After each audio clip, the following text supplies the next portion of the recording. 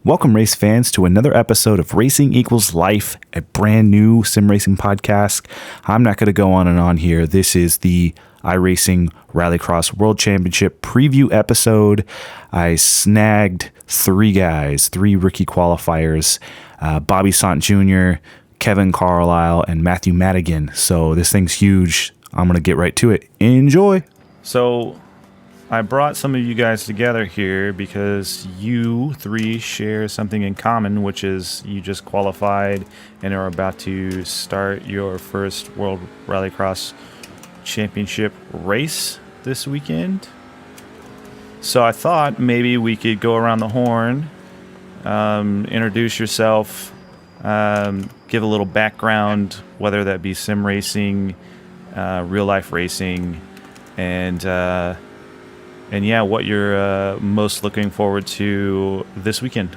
Let's start with Bobby. Oh, thanks for having me, Torrin. It's kind of been a wild ride. I've been sim racing for most of my life, loving every set, and real life racing for a lot of that time also, dirt modifieds and sprint cars most recently. Now that I had a back injury and recent surgery, I can no longer drive a real car, so putting a lot more time and effort into the sim racing side of things. So I'm excited to kick off this championship. Sweet. Let's move to Kevo. What's up, Tor? Happy to be here on the podcast. Always fun. Yeah, pretty much I've been sim racing for a little over a year, seriously. Like, I started on an Xbox Elite controller. Then I moved to wheel and pedal for the first time ever. And practice. Saw the World Championship for iRacing Rallycross. And I was like, I want to do that. And jumped from like 5 different teams all the way to I get to the team I'm on now. And yeah, put in lots of work and qualified for championship, and super excited and nervous and freaking out internally every day until it gets here. I just wanted to make a quick note. We've all been your teammate in one of those 5 teams. Yeah, I'm probably the biggest team whore on iRacing, especially in Rallycross. Nice. Madigan. Hey, thank you for having me, Torrin. Yeah, so this is pretty much my first full year taking sim racing seriously. No real life experience. Just got into sim racing a few years back and never really fully got into it. And then after after finishing school, I got back into it a little bit, met basically these guys here, and really solidified my love for sim racing and especially the rallycross side of things. And it's funny that we kind of mentioned the Kevin ping pong from many teams, and because him kind of doing that original ping ponging is what really made me realize that I wanted to take this a little bit more seriously and kind of go and see if I could compete with the best of the best on this service in Rallycross. Yeah. So let's talk about just the qualifying season, because it was really interesting. It was instead of last year where they had like qualifying races and you had to have the IR and make it into the top split, this year it was based on just season points. So let's talk a little bit about that. So I'll cue it up a little bit. Prior to the season starting, a lot of us that kind of hang around talked about having these strength of field races where we can all kind of meet together and everyone has a good shot. So we had, 3 days, and on 2 of them there were separate times for like European and US time slots, and then the Aussies and New Zealand guys kind of could fit in between those. So let's cue it up.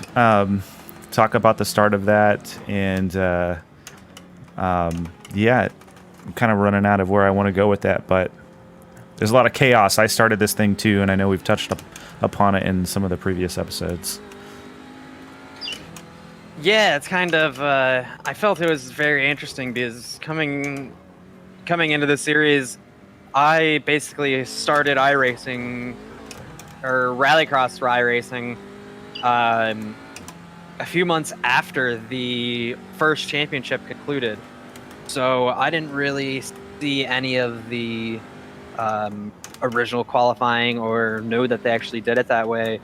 And I know that there was a lot of unhappy people in the iRacing Rallycross community with how they were going about these qualifiers, that it was kind of just open to the season, allowing kind of everything to go up to the wind. So it definitely made everything very, very interesting, and a lot of drama ensued. Let's talk about it a little bit. Yeah, I mean, I'd say their first drama kind of started off week one, and a lot of inter-team drama between our own team.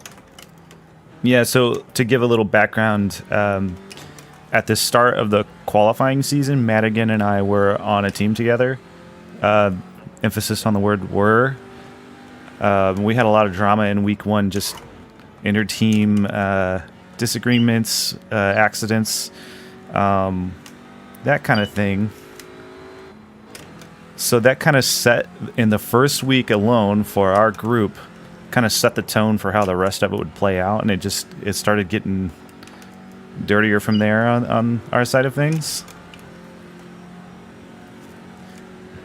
Yeah, I definitely have to agree with that. It was it definitely got pretty dirty. Not only, I'd say a lot of not only with us. There were kind of a lot of other interesting racers. But yeah.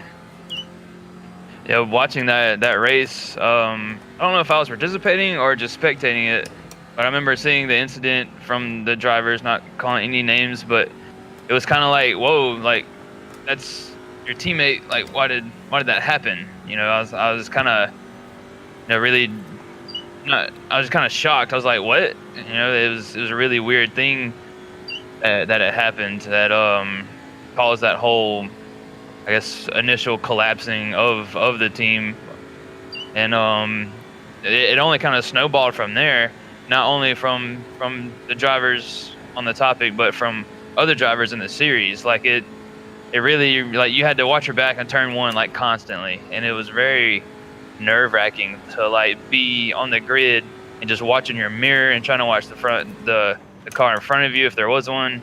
You really were just waiting to get punted at some time. That's how dirty the actual strength of fields races felt. Like, it was very, very, just like, this isn't how racing should be. You shouldn't have to be watching your mirror every single time you go into turn one because you're afraid to get punted, and there goes your whole grid position, and you really had your work cut out for you. But luckily you had was it 4 or 5 races? Was it 4? 4 drops. Yeah. You had four drop weeks. So if you had a week where nothing went your way, you really didn't have to worry about it that much. But you can make it up at the end at some point, and hopefully get lucky.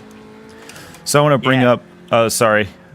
No, I was just gonna say that was exactly it, because it was every turn one, it turned into not a competition of we're going to have a race. It was either I'm just trying to stay alive. It was like a survival of the fittest, and then it kind of turned into a lot of, oh, if I don't race like that, somebody else is going to race like that and take my position away. And it really just kind of snowballed from there throughout the entire, I'd say most of the drivers in the qualifying series. Yeah, it really became a game of luck, and you couldn't rely on anything being stable, especially even from people you've driven with for a long time, because everyone was just kind of out for blood and trying to get those precious points in those strength of field races. Yeah, it became very cutthroat, very cutthroat. And I'm hoping that's not going to reflect. Well, I know it won't, because the stewards and the actual IRX are not going to allow it to continue if it happens, which I fully expect it to happen. Nerves are going to come and play, and but they will park you. Like you can't show too much of that kind of aggression in turn one or anywhere.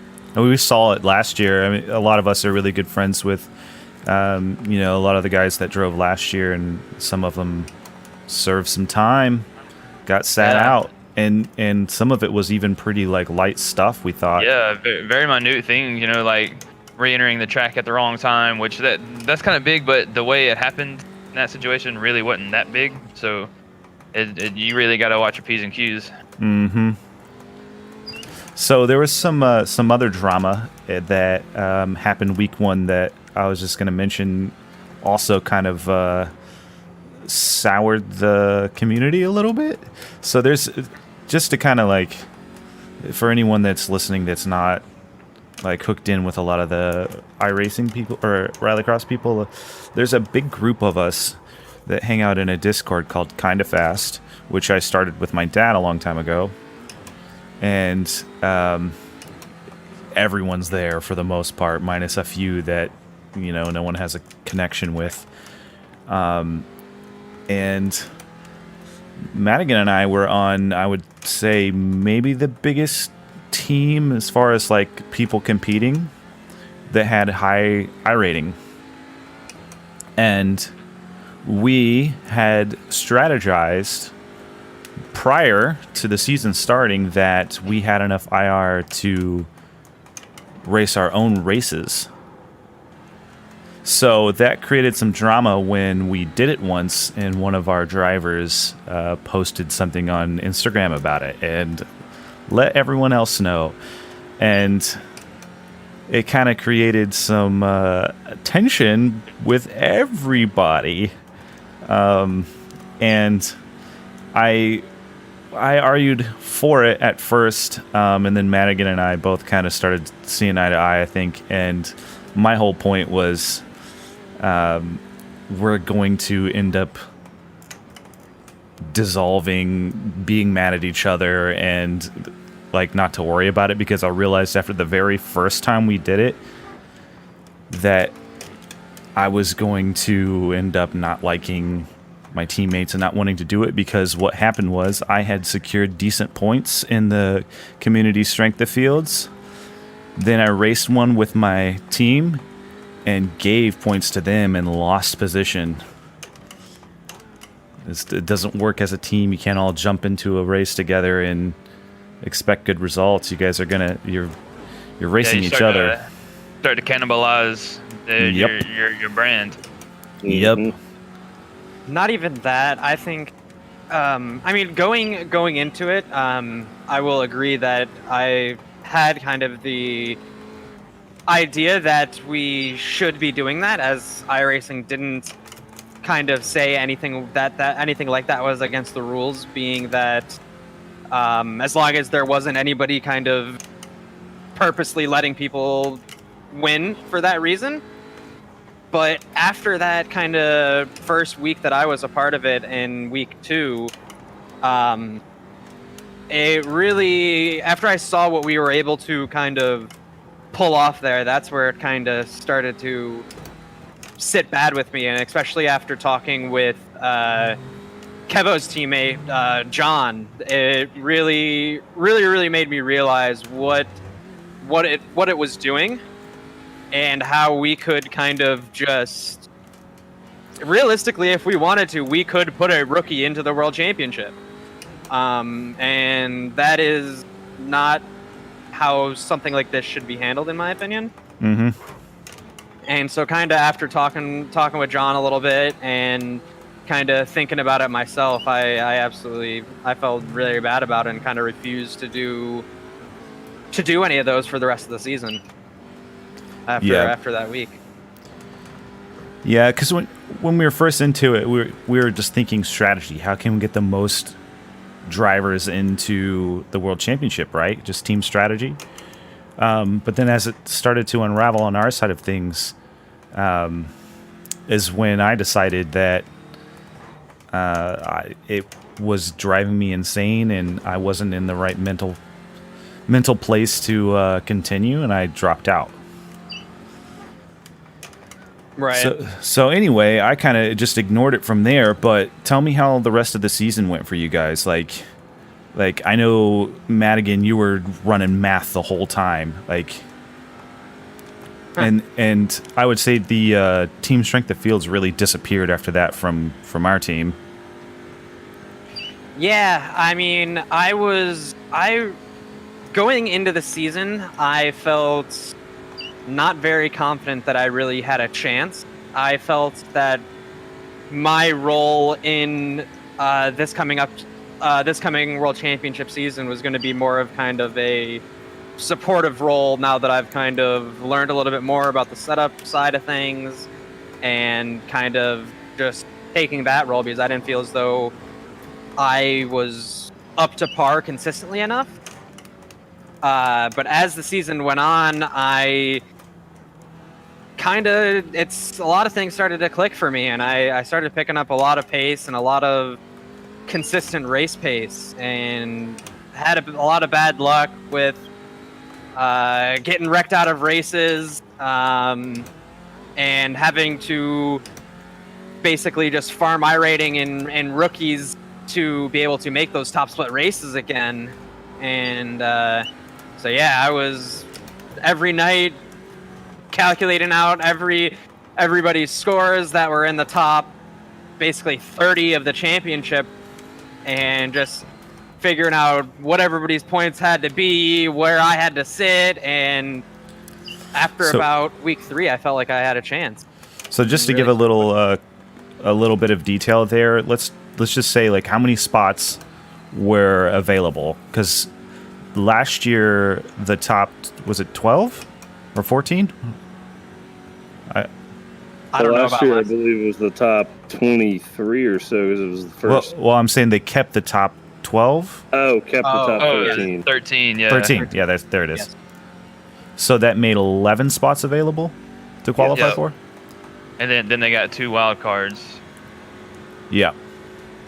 Which we don't know about the wild cards yet, right? Yeah, we do. You guys know. Yeah, well, we know. I don't know. I know nothing. Oh, we know. Oh, we know. Is this secret information still? We know. I don't know if that's secret information, but I do know that I know. I don't know if I'm supposed to say it or not. Well, we'll Right. keep it. I We'll do keep know it under who the wraps because wild cards we only have a week left. Yeah, I mean, as we it'll record this. it should be out by the time this is put out, but I don't know. So I don't know if you had any more to talk about there, Madigan. Sorry, I just kind of, as you were talking through that, I was realizing we didn't really cover the stakes very well. No, I think that pretty much covered it. I mean, it was kind of an interesting wake up after about week 3 where I realized that I could actually do it, and just kind of put my head down to do it. What was really impressive and surprising to me was that, Bobby, your actual comeback to the top 11. Yep. Because you mentioned earlier your back injury, and I was like, oh crap, like Bobby's not gonna make it because like you'd used your 4 weeks up pretty quick, and I was like, the poor dude can't catch a break right now, and I really was gonna be kind of bummed for you. Well, one, I was gonna be like, well, that's one less person that I gotta deal with as fast. And on the other hand, I was like, poor guy, it sucks. So I'm really happy for you to see that you were able to bounce back and make it in there. I really appreciate that. It was kind of a big time up and down season for me. I started out with every intention of doing it. Super busy at work. I was racing once a week, maybe a second time, and doing okay. Once the back flared up, though, I think I had missed 3 weeks completely. I had a week where I only scored 80 some points, so there was my 4 drop weeks, and I drug myself down here and put myself in the rig in nearly screaming pain just to get out on the track and drive to hopefully secure the points that I needed. And just barely pulled it off there. I think it went all the way down to the last week of the championship. Yeah, I think you deserve the Ironman award for best efforts there. I definitely agree. Actually, Bobby and I got to meet up just prior to the qualifier, and I kind of saw what kind of shape he was in, and you know, seeing it firsthand, I kind of realized how much of a struggle you were going through. And then after the surgery and all that stuff, I knew that was a big deal for you. Yeah, it was a rough journey. I mean, the injury is about 10 years old. I've been dealing with it for a very long time. Within the last 6 months or so, the conservative treatment stopped helping, and it just continued to snowball and get worse and worse and last for longer when I did have the flare-ups. And I think about the last 2 months, there was no point in time that I wasn't in significant amounts of pain, even at feeling my best. So it definitely did make things tough, especially I also qualified for the USAC World Championship this season, which ran the qualifier last season as well. Double duty even. That's right. That one was tougher with the injury just because of how violent you have to be with the steering wheel at times in that car. And I mean, my wife could hear me upstairs just screaming in pain and asking me, what are you doing? Why are you doing this? Like, because I can't drive a real car again, so this is what I'm doing. I have to do this. You gotta feed that. Yep. Absolutely. Not to get like too crazy off topic here, but first off, that's a racing injury, right? Like a real life racing injury. Is that right? Yes, it is. Yeah, we don't have to go into the details of that, but I wanted to tie that into, like, I mentioned in an earlier podcast, I don't know if you listened, Bobby, but when I met you and kind of you were talking through your injuries and, you know, your real life racing career and then, you know, where you are now, and I was so inspired by you that I've been just mulling over creating content for the longest time and sharing people's stories and like just how passionate people are about racing. And I just thought about you, and that's kind of what inspired me to name it Racing Equals Life, because of how determined you are to drive and how much it means to you. And I know so many people out there are very similar, and even if you're not into it that much, that you're willing to suffer through agony to qualify for iRacing World Championship. But Yo, that is such a good biography title, Driven to Drive, the Bobby Sandt Jr. story. That is good. Driven to the drive. ESPN 30 for 30 right there. It's so like there are these like ESPN like stories, and Bobby's one of them, and I keep mentioning it, but you know, finally getting you on here, and then you know, hearing how you still qualified for both world championships, going through that surgery and just all the hearing the story of, you know, you screaming in pain, you know, trying to qualify. That's just incredible. Ouch, man, I won. Yeah, exactly. Like, I remember right out, I think it was less than a week after your surgery, you were saying about how you were like driving with no force feedback, and I happened to be just like scrolling through Twitch, and one of the Podium Esport races were on. I think it was the first one that you and Fox were doing together on a road course. And you started maybe second to last or something like that. And within 10 laps, you're in top 5, and then got an unlucky wreck, and then came way back up again. And I remember kind of just like talking to the chat, like, holy shit, like he just had back surgery. And so then the commentators saw that, and they started talking about that, and they were like, that ended up being like a huge storyline on their stream for like the entire thing, because they were just in awe that you were driving with no force feedback, not even to mention that you just got out of surgery less than a week ago. It was that was definitely exciting to watch. And from the pictures of your cockpit, it looks uncomfortable as hell anyway if you had back surgery or not. Yeah, I heard you give birth when you drive. Yeah, I might have a pedal spread that's a little unconventional. I mean, hey, guys, I drive dirt cars in real life. There's transmissions and drive shafts in between my legs, so I'm used to a big pedal. I jumped in the 410 non-wing in a test session last night just because I've never driven it before, and I looked down and I'm like, what the hell is going on? Oh man, I'll tell you, that was like the weirdest thing for me, getting out of like the small cars when you run micro sprints and such, because you sit in the micro sprint a lot like you do in a conventional rig that you would sim race with, which is much like a real car. When you get into the modifieds and the sprint cars are the same, but even more so because of how scrunched you are, you're really sitting upright and your legs are bent at a 90-degree angle. Your calves are like straight up and down vertical. Toes dragging on the firewall where the engine's bolted on. It's completely different than how you would typically drive a car, pushing pedals up and down rather than kind of forward. That was the biggest thing to get used to, for sure. And you could kind of see that if you get in the sprint cars and iRacing and VR and just look down and imagine sitting like that. It's kind of a strange way to do it. Yeah, it's kind of like a bar stool, kind of. Yeah, exactly. That's really where my injury came from, sitting like I was racing a 305 at the time, sitting perfectly vertical in actually the exact aluminum seat I'm sitting in right now. No padding, and I went down into turn 3 at New Egypt Speedway, got down into a rut, and the frame impacted the track and just sent a compression straight up my spine. oh, Simple as that. There was no wreck involved. Nobody had known, until I was off the track, that anything had really happened other than, hey, you drove through that rut that lap and lost some time.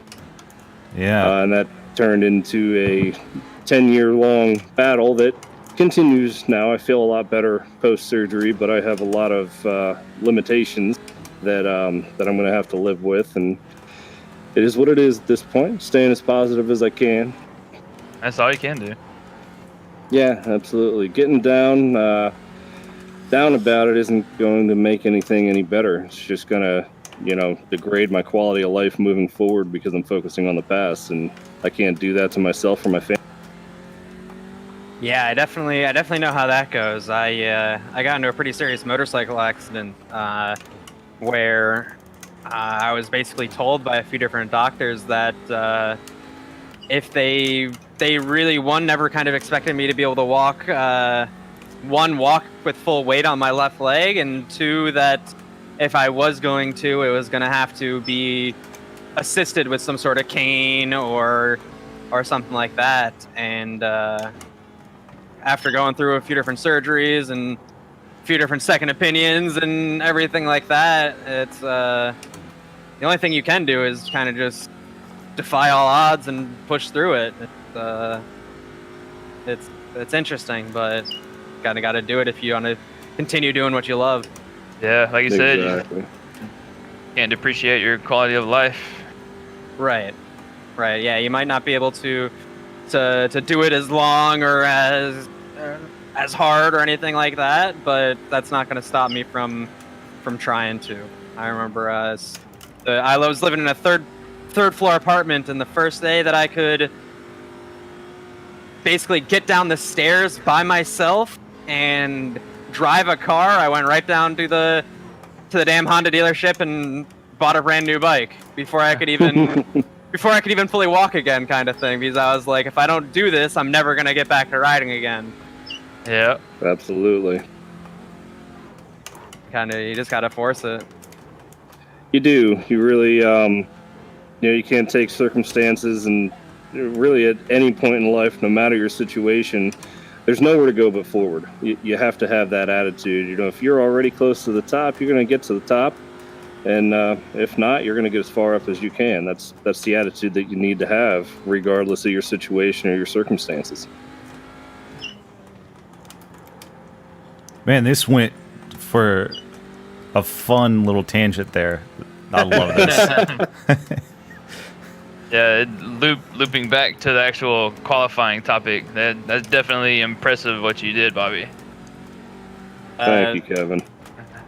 That kind of blew me away. I was watching the points. I had like this sheet where I was just calculating everybody's points and everything like that. And every week I was going back down to Bobby, just like blown away that he was in P6 for so long.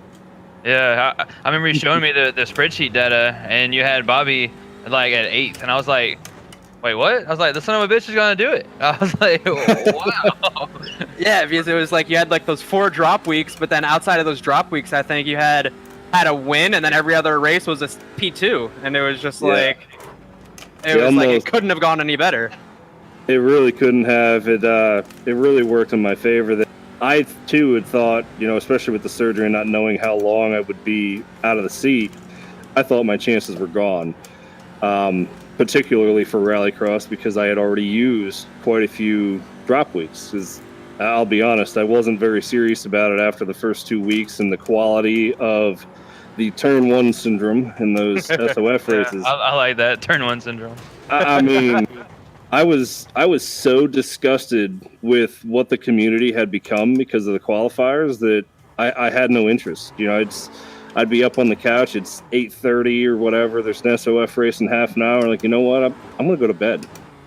Yeah. And I did. Mm-hmm. That's why I only ran 1 race for most of the beginning of the season, and a couple of those weeks that I missed are just because I went to bed instead of coming down to drive.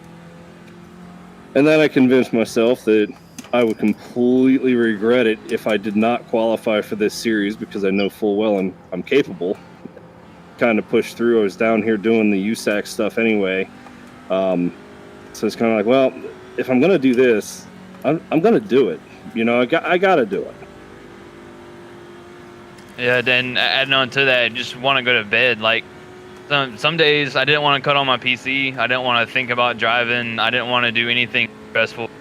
I'd be so stressed out that something would go wrong that's out of your control, which those things you really don't need to stress over, but I was anyway, because this goal was to make it to the World Championship. It's been a year long, ever since I saw the first race and had a conversation with Julian Shine. Like, I knew this is what I wanted to do, and so that fear of not making it would make me like not even want to cut on my PC. But just like Bobby said, you know you're capable of doing it, so you make yourself do it. And plus, being on the team I'm on, there's a lot of pressure. There's a lot of it's kind of a big name that I had to uphold, and a lot of pressure to do well, and a lot of pressure to not fall behind the teammates on it. So it's just a lot of pressure I added to myself I really shouldn't have.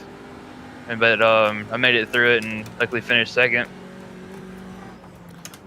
Yeah, absolutely. You had an awesome run through the qualifier series. Yeah, there's some drama behind it too. We'll talk about in a minute. Yeah. Yeah, the drama continues this whole season. Despite me bowing out, I was still in tune with everything. Well, maybe not to the level you guys were, but probably a little more than me. I mean, I didn't even know we were racing there.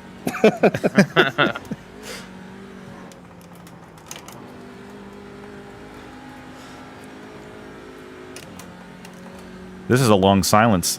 I was trying to think of, like, we don't have to go into the drama too much. Like, I'm kind of wanting to kind of get in your guys' heads a little bit going into this thing. You 3 are all new to the World Championship, and there's a lot, 11/13 potentially. I guess I don't know the 2 wild cards. New drivers in the World Championship, and I think the biggest difference is from last year is the people that qualified are the people that had wanted it so bad for the last year and worked so hard to get there that I think you're going to have a much tighter field. You're going to have more drama this year, maybe hopefully some really good racing on the reg and not so much T1 syndrome. Mm-hmm. How are you guys feeling?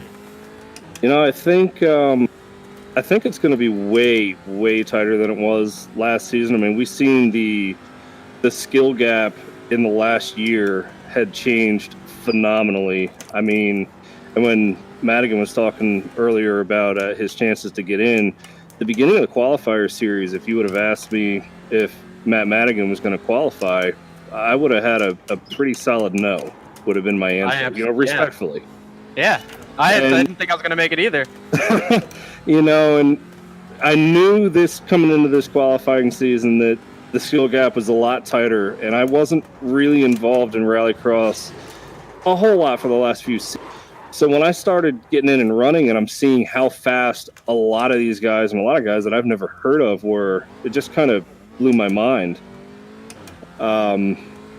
So seeing all that and then adding that into the level of talent that we had to finish in the top 13 last season, I think we're in for an absolutely amazing and I think a lot of luck is going to be involved as well with, qualifying starting positions and really getting through turn one. So everybody's going to be super aggressive because you have to be.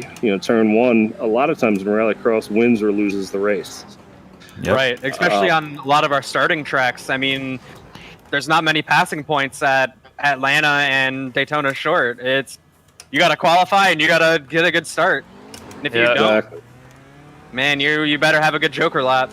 Especially with how worn the tracks are gonna be, it's gonna be very, very important to have the track position early, because just like you said, there's nowhere to pass without knocking somebody out of the way, and and the stewards aren't gonna like that very much if you have to knock somebody out of the way. So it's gonna be stressful. Definitely gonna be stressful. I think a lot of people that are probably watching that don't drive a whole lot of Rallycross, maybe tinker with it, don't know about how worn out the tracks get and how much that changes your driving style in Rallycross.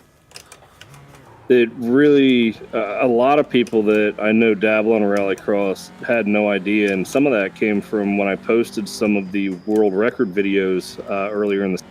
I had guys contacting me, asking me what I was using to cheat, because you just can't keep your foot in the gas that hard in the dirt. Like, I'm obviously cheating. It's like, no, the tracks wear out and you're getting down to the asphalt, and is the model perfect? No, it's far from, but it's a dynamic track. It's awesome that we have. It'll continue to get better, but for now, this is what we have. And I think the biggest detriment to that, as far as the racing goes, is once the track wears in, you really have one groove that has an absurd amount of traction, and if you get outside of that groove, it's gone. Even pretty much eliminating the possibility of a bump and run to be done successfully and respectfully, because if you bump somebody out of that groove at the speed you're traveling, they're going to crash. They're not going to be able to save it in the little bit of width left with all the reduction of traction. That makes it so tough, because Rallycross is really about the kind of the bumping and banging, not too much. I think people kind of take it a little too seriously. But yeah, there is a little bit of contact, right? Respectful contact. Yeah, and most of it with the Rallycross, it's not about bumper to bumper as you would see in a bump and run in NASCAR. It's a lot of bumper to bumper, middle to the turn. Where with Rallycross, it's more fender to fender. If you see a couple inches of space, you peek your nose in there, and suddenly you're rubbing front quarter panel to rear quarter panel. That's more the style of Rallycross. It's more fender to fender instead of bumper to bumper. Yeah, they're not hits either. It's just like a rub. It's like rubbing. Rubbing's racing, right? That is exactly. It doesn't go further than that in Rallycross, and I think it kind of gets a bad rap because it looks so violent, but it's really just it's the rubbing. I see a little gap, I'm gonna squeeze my car in there, and we're gonna make contact, but it's not gonna unsettle anyone too much to where they can't just drive right back and have a good race with you. I'm very excited to see what the new damage model will actually have to do with iRacing, because we all know that the current model isn't perfect. It works and I really like it, but there are a lot of times where you kind of bump somebody square and then one person gets the short end of the stick and they get rocketed off to one side or the other. Mm-hmm. And I think that's where a lot of people kind of struggle with the contact in Rallycross, at least the casual, because they see, I mean, look at I don't know if you guys saw the ARX race today with McCoy. I mean, look how hard he hit the back of Wyman, and he hit every single Subaru on the start. And yeah, everybody got little bent cars and some damage, but nobody's car got shot off to the side. And I think a lot of people expect to be able to kind of put that door into people a little bit more than you actually can in iRacing. Yeah, Right. and I think iRacing did really well with the Lucas Oil trucks as far as how it should be done with the rally cars. With the rally cars, it's like a ping pong ball. You get bumped by a paddle and you just go flying, just like Madigan said. But in the trucks, you can rub a lot, and they're pretty stable and heavy because they're just big ass lawnmowers. Yeah, absolutely. The model that they use with the trucks is awesome. It's super conducive to good racing. You can get into each other a little bit, lean on each other, and it really doesn't upset either party. And it makes you're able to race extremely hard with guys and really put on a good show. Where the rallycross cars, like you said, they kind of pinball a little bit more with really light contact, and you almost kind of have to treat it a lot more like what you currently see in NASCAR. That, you know, they got all this aero and they're splitter racing, and a little bit of damage really screws them up. So they try to stay off of each other for different reasons. But you're seeing that in rallycross and iRacing as well. So last year, if anyone watched, and I think you guys have watched most of last year, it was really kind of dominated by two people, and then Josh Fox had his nose in there a bit too. I have a prediction, which is you're not going to see that. I think you'll see those three guys vying for wins every time, but I think you're going to add some more to the mix. You guys are in there too, I think, but how do you feel about that? Like, do you think you're going to see some surprise veterans this year? I'm banking my money on. I'm not saying it just because he's my teammate, but Dalian Chepelewski is gonna be up there. Like, I believe every single week. He's constantly working hard. You know, he's constantly dealing with setups. He's constantly, you know, trying to find those tints to be there every single week. And I think we're gonna see him as a veteran really be in the mix very, very often. But like you said, I don't think it's going to be those two drivers every single week anymore. As Bobby said earlier, the skill gap has closed a lot. Yeah, and like I haven't really seen. Well, I know Joni Heikkinen, who runner up last year, went to RX Academy, and we've all been watching him go through that. So we haven't seen him in sim too much. I know we're on the other side of the world, but. That in Mitchell, I think they're going to be in for a surprise. I'm really excited to see it. Yeah, I think so too. Yeah, I definitely agree with that. Most definitely. The skill gap is definitely way tighter this year, and even not just because I'm involved in it this year. I'm super excited to see how this turns out. I'm extremely nervous, honestly. I'm going to be nervous until that green light drops. Like, it's just how I roll. I was the same way in the qualifiers. Like, you know, I had to psych myself up before every single race, and but as soon as that green light went, everything just gets really quiet, and I'm really glad I don't carry that nervousness into the race, because that's where you really start getting in your own head. But everything I'm freaking out on until that green light. And it shows in the way that you drive and the level of competitor that you are. Anybody that brings that kind of nervousness into the car would not be sitting in your shoes and wouldn't be talking about competing in the World Championship this year. Yeah, I appreciate that.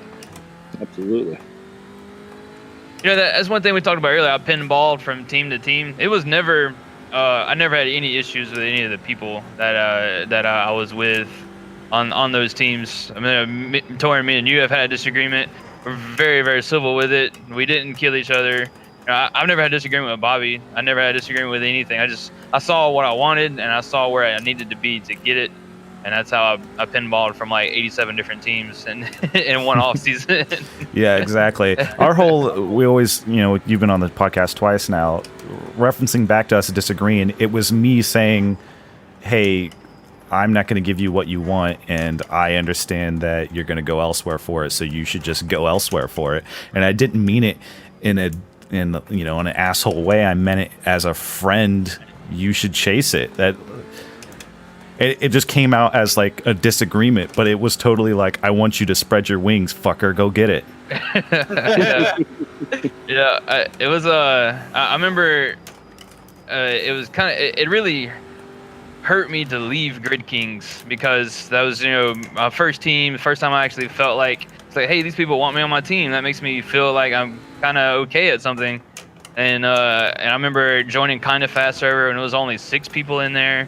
Now it's like 1,000,006, and it's just really cool to see that grow. But Grid Kings is always gonna be special to me, and the whole GK thing. I still got the picture on my phone of the GK logo I had as my screensaver. Like it was just so fun coming into that, and all the excitement of it and seeing it grow, and racing with Marwin, and I remember moving out of his way because he was so much faster than me, and I was like, I gotta get with the program with these guys, and that mentality just overflowed inside of me to where I had to go. I couldn't ever stop improving.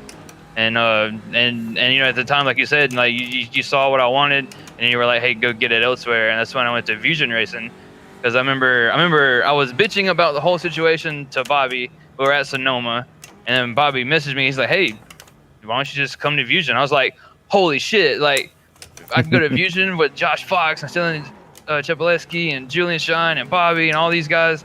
I was like, hell yeah. Connor that was Connor, like everybody. I was like, I'm definitely doing that. And we went there, and then Cheppy left and Josh Fox left like as soon as I joined. It was like I just pushed him away. In fact, we made that joke. I joined, and Josh Fox was like, I'm going to Williams. Like, screw this guy, because I always want to learn from people faster than me, and that was my cue. Like I had to start learning right then. And then we all know what happened. What we do right here, what happened with Fusion, and we joined Reignition, and that was really cool to start up a brand, from the ground up. Bobby, you and Jeff put your time into that and made it what it is today, and it was really cool to see that and be a part of it. But you started doing the sprint car thing, and nobody was really driving rallycross. Connor, he works weird hours, which is totally understandable. And it came down to just me and Terry, really. And I was like, all right, I feel confined. So I was like, I gotta leave. And it had nothing to do with anybody on Reignition. It was so much fun just to feel that passion of seeing this thing that just created and just blow up to what it was with the community. And absolutely. And that's when reached out to Apex as a long shot. I was like, ain't no way in hell I'm gonna get the team with Johan and Cheppy and John Robertson, and sure enough, they were like, yeah, come on, dude. I was like, holy shit, like this is getting real now. And yeah, that's where I'm at with that now. I got to keep up. I feel so much more pressure now with that caliber, with Johan being ranked number 1 on the iRating, and him growing so much this off season. The dude has 1,000 wins. I mean, what the hell? Like yeah, I contributed to a lot of those. I know. I mean, the dude is just talented. He's grown a lot since last year, and I see him being a big competitor. As far as John and Cheppy both, and especially Johan, just they're gonna be up there every single week. And I gotta just work my ass off, be on their heels. Absolutely, and just to touch one more detail on the team. Or pinball rather. I felt absolutely terrible. When we initially talked about it and we got you over on the Fusion, we were all still pretty heavy into the rallycross stuff. And it was almost immediately after that the World Championships for the sprint cars and the late models were starting up. And I know that's where my time was going. A lot of the other guys, we had guys that weren't doing that, but we're in the middle of the beginning of the off season for rallycross, and they were rallycrossed out, and here we have you, who, by the way, I've never seen anybody work so hard for something in my life as you have to get where you are today in rallycross, and you're super motivated. You're on every day for hours, and really nobody else was on to help you and support you in that. And I hated that the day came that we'd lost you, but I was more than sure that was coming, because again, I knew that was the reasoning that you would come on with us in the first place, and we weren't there at the time that you needed us, supporting you in the way that you needed. Yeah, and I completely understood. I was like, man, the dude's going for a sprint car and late model, and I was like, that dude's got to fly. I was like, I'm not gonna be like, hey Bobby, let's go race rallycross, and you got a freaking sprint car race about to happen. I was like, there's no way I'm gonna pull him from the stuff he's trying to do. I was like, good for him. I mean, like, that's what 4 championships you were trying to qualify for now. You count USAC and the late model and the sprint and the rallycross, and the only one you didn't make was the late model because that's time your back was killing you and stuff. Well, I was impressive. super busy with work, so I only ran 2 weeks of the late model qualifier. I was in a qualified spot, but the SOF time frame for that was just, I couldn't do it with work. I let that one go, but this is 3 world championships for me on the year. Yeah, that's amazing. Thank you. Yeah, that is absolutely incredible. So there was a point that I've kind of had in the back of my mind that you guys are kind of telling already without me having to really dig into it. But so Bobby, we know you can jump just about anything and you're faster than everyone. But, a lot of people don't have that. And I understand you've been probably driving your whole life, right? So it's who you are, right? Mm-hmm. And then some of us, like Kevin and Madigan and myself, are newer sim racers, and we have to. That's why you don't see me in the roster right now, because I decided it wasn't the time for me to put all that effort in. But I saw Kevin and Madigan doing that this whole time, and talked about it with Kevo. I was like, I'm arguing with him because he doesn't want to leave and he feels bad for leaving my team, and I know he needs to leave. And Madigan started doing the same thing. And I saw him working harder than everyone else. He learned how to build sets. He was basically set up bitch on our team, and I saw him getting faster than everyone. And I'm like, no. And then, I hear whispers of him wanting to join Reignition. And I'm like, I'm not stopping you. And at the time, I was just like, we're still going to get it on Converge. But, it just proves that, like, with a lot of hard work and determination, like, you can get what you want. Yeah, definitely. I couldn't tell you how many hours of telemetry I went over and all that trying to base. Literally, it's funny kind of being in this podcast and kind of having it the way it's gone, because like I was doing what I could to emulate Kevo. Yep. After being kind of not interested in the kind of World Championship Series, like right after the other one ended, because I was brand new, I was kind of on the same mindset as you. And yeah, something kind of clicked, and I realized that I could do it if I could put the work into it. And I'm definitely not like Bobby. I can't just hop into the car and drive and be quick. I can, even if I'm warmed up, I struggle switching from one track to the next in the same car. So for me, it is putting down, as Kevo used to bash into our heads countless times, 200 laps a night. If you want to be good, you need those 200 laps a night, and that stuck with me. I mean, going over my VRS, preparing for this season, this past 3 days, I think I've done 700 laps at Atlanta Long. Wow. And it shows too, because just like Bobby said earlier, we did not expect Matt Madigan to be in the World Championship. I could see you had it in you, but I didn't know it was going to come out this season. Because I could see your driving. You had all the potentials to be a top level driver, and then it just blossomed. I guess that fire lit under you, like you said. You were trying to emulate me with the practicing and everything, and you saw what was available to you, and you went and got it. And I say congrats, definitely. You opened the eyes of a lot of people, not just here in this room right now, but the guys on my team even they talk about your racecraft.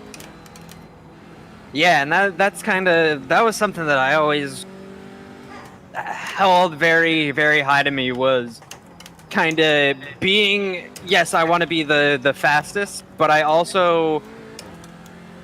don't want to be hated by my competitors, because at the end of the day, I got to race them every week, and there's a lot of money on the line. If, yeah, we're going to be racing everybody to as hard as we possibly can, but if I went through these past 12 weeks qualifying season just pushing people out of my way and kind of just being a dick, I sure would get that karma in the World Championship Series. If there was something going on, they're not gonna hesitate to lift my bumper and push me to the side. And so I made it a point to be a clean driver, to have that racecraft, so that my competitors want me there as well.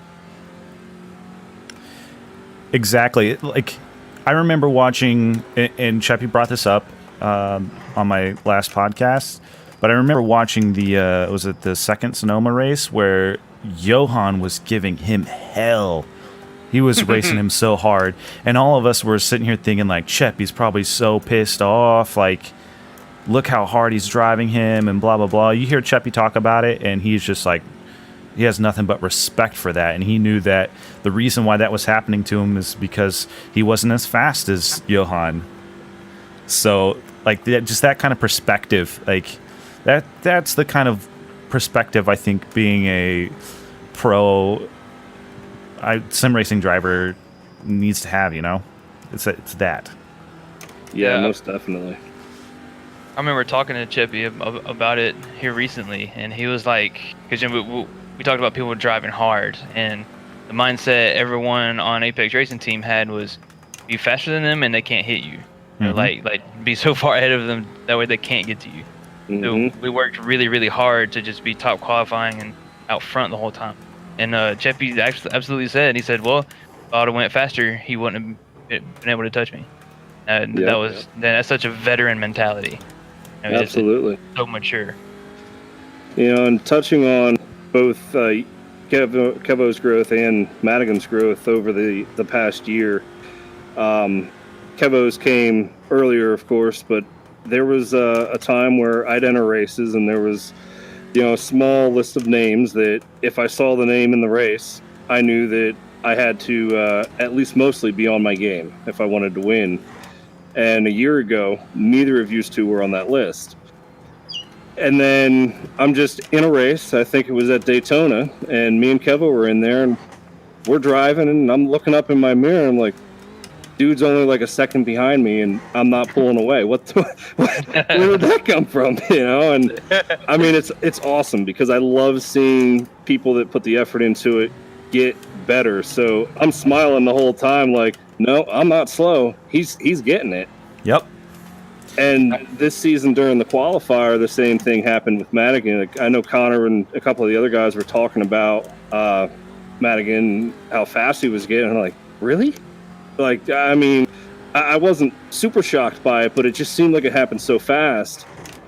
And then we were in a race, and the same deal. I'm ahead of him, and he's just dead even with me on pace for the whole race, and I'm just looking in the mirror and just smiling the entire time. Yep. Like, this is awesome what these guys are accomplishing, because I take for granted sometimes the amount of effort that some of the guys put in, because I'll be perfectly honest, I didn't work on any setups this qualifying season at all. I used all my old stuff. I really didn't practice at all. I might have jumped in, you know, click into the race and drive for 10 minutes beforehand, but that's what I do. I just jump in and race, and life is good. I have perspective on this because I'm sitting here thinking your lack of practice now is because you've already spent so many hours behind a wheel elsewhere, right? So you can do that. Mm-hmm. I see that, like, I've been really, because I just jumped into Rallycross, like, almost completely the only thing I've been driving for the last 2 years of sim racing, and I'm like jumping out now, and I'm competitive almost everywhere I go. And I think it's because of how much time I put in Rallycross. It just carries over. Driving is driving. You know, a lot of cars drive different, tracks drive differently, and there's different driving styles involved, but driving is driving. Once you get near the top level in anything, you'll pick up anything else pretty quick. You know, it might take some time to really start shaving the tenths and the thousands, but for the most part, you'll start off at a much better baseline than somebody who's just completely inexperienced as a driver in general.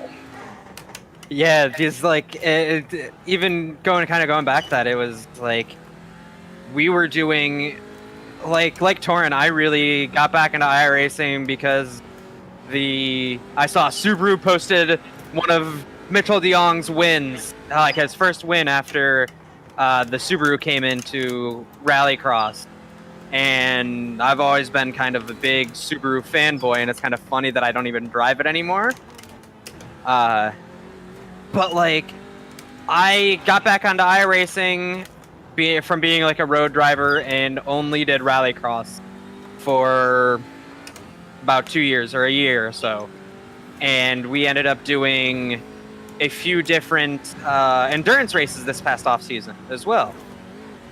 And since I don't have the highest I rating, we got kind of in some like lower splits, like middle rank splits. And it felt like I was sandbagging. We were just faster than everybody else just because we didn't have the IR, but we had the much better skill than the IR was showing.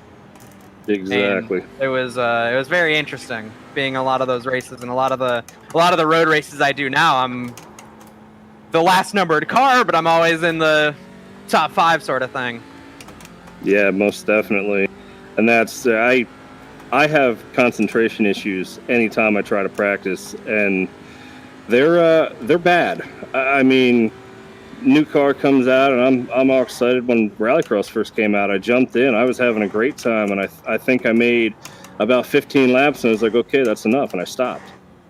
And that was it. The next time I drove, it was in a race. And I can't do it. I'm trying to practice for the USAC World Championship, and I'll just jump in a test session, set the track to 100%, go out, I turn about 5 laps, and go, hey, yeah, car feels pretty good. All right, shit. Sign up for the race on Wednesday.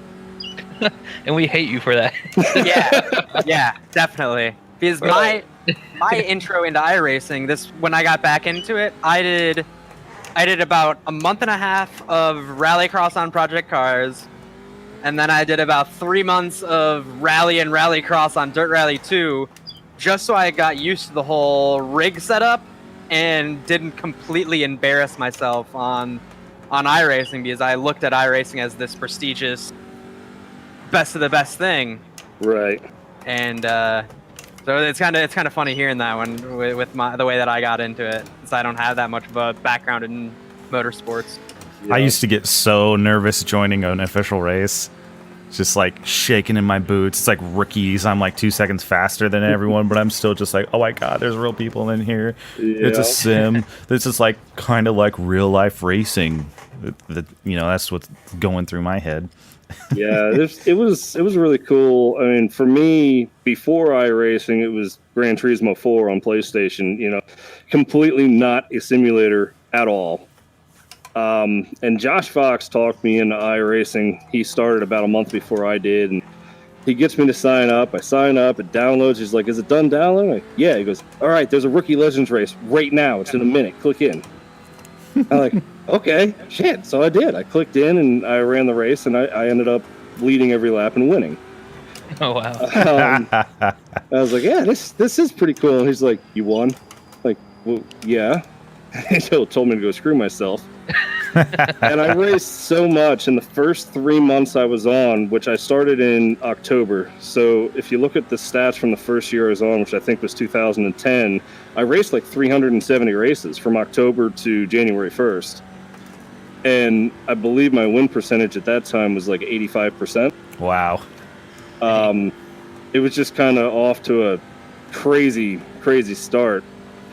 But tons and tons of fun doing it. Even back then, brand new simulator and all, and I would get into a practice. I'd run like 3 laps, and that's it. The only time you'll see me in a practice really going at it is if I'm resetting all the time and I'm just trying to go as fast as I can for a hot lap. Like that, I can keep some interest, but I'm going to go test a long run. Yeah, no, I'm not. Yeah, it's opposite for me. Like I mentioned earlier, I saw where I needed to be, so I was like, all right, only way to do this is the repetition, muscle memory, car control, learning the track conditions. I was like, 200 laps a night should do it. So after we would have fun racing by myself, I would go in and run 50 laps a session. That's about an hour long, and do that for I would do that until like 2 or 3 o'clock in the morning. Like I would go, practice, and I'd put on a Spotify playlist, and I would just zone out and drive. Yep. It's so, like, I tried really hard the couple of practices that me and you did do together. So you were making an effort to set them up. Nobody was showing the hell up for them, so I did make a couple of them, and it took like every ounce of commitment I had to continue to drive the car.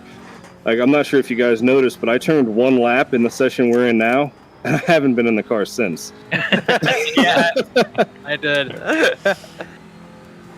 What you were doing. That's just kind of, if it was a race, I could run 20 hours straight right now. Let's do it. But for practicing, it doesn't do anything for me. I can't keep my interest. That's kind of a good point, because like we're kind of driving home this like practice, get fast, but everybody's different. Like just because it works for Madigan or Kevo doesn't mean it works for you. I've been putting a little bit of thought into it, because there's something else that I always found interesting, but it proves itself true time and time again. If I'm about to run a big race, and for a half an hour before that race I practice for it in that car and that track, I do worse than if I just don't practice at all and jump into it. And furthermore, I do worse than if for a half hour before it I drive something completely different. I know this about you. This is interesting. I think what that boils down to is when I start to turn a bunch of laps, I start to form a muscle memory, which is what a lot of guys are looking for. And I gain certain expectations subconsciously, and it stops me from naturally driving the car and feeling what the car is doing in the race. And I think that's what's detrimental. Like for a rallycross race, I'll go drive the wingless sprint car for 20 minutes or so, and then jump out of that and instantly click into the race and load up.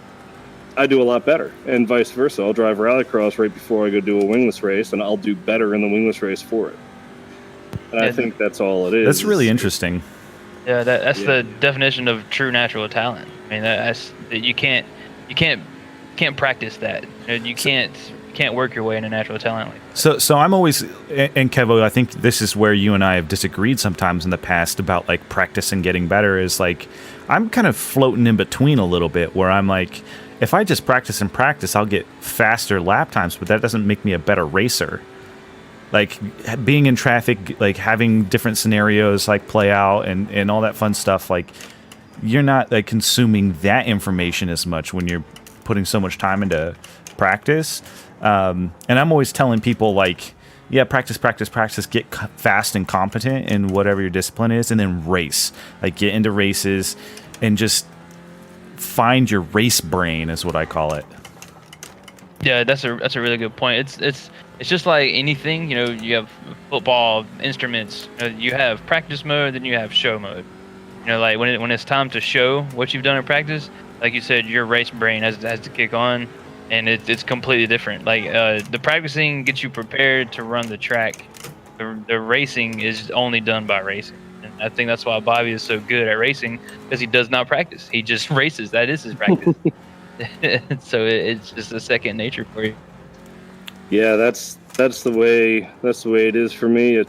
I've always really held myself on a high level for racecraft above anything else. I mean, obviously I have good pace in most of the the cars that I drive as well. But my best talent is racecraft. There are many times, especially in like third oval, where there's a little more opportunity, that there's faster drivers than me, or cars that are just faster for whatever reason, setup, track conditions. I'm an idiot, whatever the case may be. Yet I'm able to outrace them and keep the position, and at times even pull away a little bit just on consistency, rather than just pure pace. And I've always been like that in real life as well. I was the guy that early in my career, it got me really excited, and then I kind of learned really quick that this situation, just not to think much about. I would get into a new car, or even the first time I've ever raced anything, which was a kart when I was 12, go out on the track and I'm competing for the win or close to it in the first event. That's happened to me in every single real life car I've ever driven in every division. It's just snap of a finger, I'm on the track and I'm a threat to potentially win the race. Or, at least run really, really good. There were a couple cars we had that weren't so hot, but people would come up and like, oh my God, I can't believe how fast you are and how good you're doing with this and your car control. I can't wait to see what you're like in a year. And a year later, I really haven't improved. The muscle memory is there a little bit more. I know what to expect. I'm a little better in turn one because I'm not like, what the hell is this thing going to do in turn one? I kind of, you have that experience about it. As far as car control, it just doesn't get better because almost everything I've ever gotten in, I can go out, I can put it on the limit right away, and it's like second nature. Spin out, what's the spin out? I've spun out once in my real life racing career, and because I drove through a rut and both rear tires were flying through the air. I don't know what spinning out all by yourself is like. I don't know how people do that. There's so this all these people. Sorry, go ahead. No, there's this like connection that you have. I think like an intuition and connection you have with the machine. That maybe a lot of other people don't have, where they have to learn it. And it's like some people can just like start playing guitar and be a shred master. And then other people have to work so fucking hard to get anywhere close to that. Absolutely. I think it really, this point actually really drives in how much effort some of these guys put in, like Kevin and Madigan. When you're out and you have to put a lot of time into it and you're relying a lot on muscle memory to get to a pace that is good enough to put you at the top level. Well, the pace isn't good enough to put you at the top level. You're out there, you're turning laps, you're getting faster, and a lot of it is muscle memory, but that doesn't make you a better racer. That's true. So these guys are doing that and getting the muscle memory, and then at the same time have to cut off that muscle memory to learn how to race around other cars. And these two gentlemen have mastered that, which, that's super impressive. If you ask me, it's something that I really hadn't gone through, but I can see the effort that goes into it. And there's a lot of people that get the muscle memory and they get fast, but they can't race and they're not competitive because of that. You two have done an amazing job at getting to the point that you are, and I'm super proud of both of you for that. Yeah, I appreciate that. To add on to that, we saw a bunch of people that were just fast out of nowhere, and during week one at Daytona Long, and that was my initial thought, was these people are really fast, but I bet they can't race. And sure enough, by week 3, we didn't see them anymore. And it's because they realized, hey, this is kind of a different level now. That I can run a 39.6 at Daytona Long. I was like, who the hell is this guy? And people like that scared the shit out of me, because I'm like, if they're able to race, we're screwed. I was like, I've been working, for 8 months to get to where I'm at. This person shows up out of nowhere in a rookie race off of a setup that I built, that I made a medium. I didn't make it a really good setup. I didn't make it a bad setup. I just made it, just okay. And he's running like a 39.6 at Daytona Long, and I'm like, who the hell are you? I can't remember the guy's name. I got into a rookie race a few seasons ago, and I think I qualified with like a 39.7, and I was like, whoo, that is awesome. And then my name drops to second. I'm like, what? Who the hell is this guy? He's like car number 6. Yeah, it was Felipe Calderon. That's, yeah. I talked to Felipe a little bit. That is who it was. Daytona Long specialist right there. That dude, I raced against him in a fixed Ferrari race at Imola yesterday or day before yesterday. You know, like I was feeling pretty good. I ran like a 43 something. He's got like a 41.0. I was like, okay, this dude is just a freak. And Yeah. if he did get that practice of actual racecraft, he'd be a monster. And he did probably. Absolutely.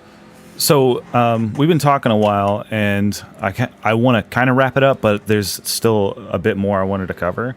And really what I was thinking is maybe we could talk through the roster real quick of who's already in and then who came in, and just give some really quick shout outs to who's around and what to expect from them. Hey, Madigan, do you have the list? You have everyone, just so we don't forget? I'm going to be so bad at this. It's okay, you'll know a few. Mute? Are you muted? Yeah, he's Who's muted talking? right now. Oh, sorry. Yeah, I'm pulling it up right now. Cool. So, I'm thinking of a few just right off the top of my head, new guys.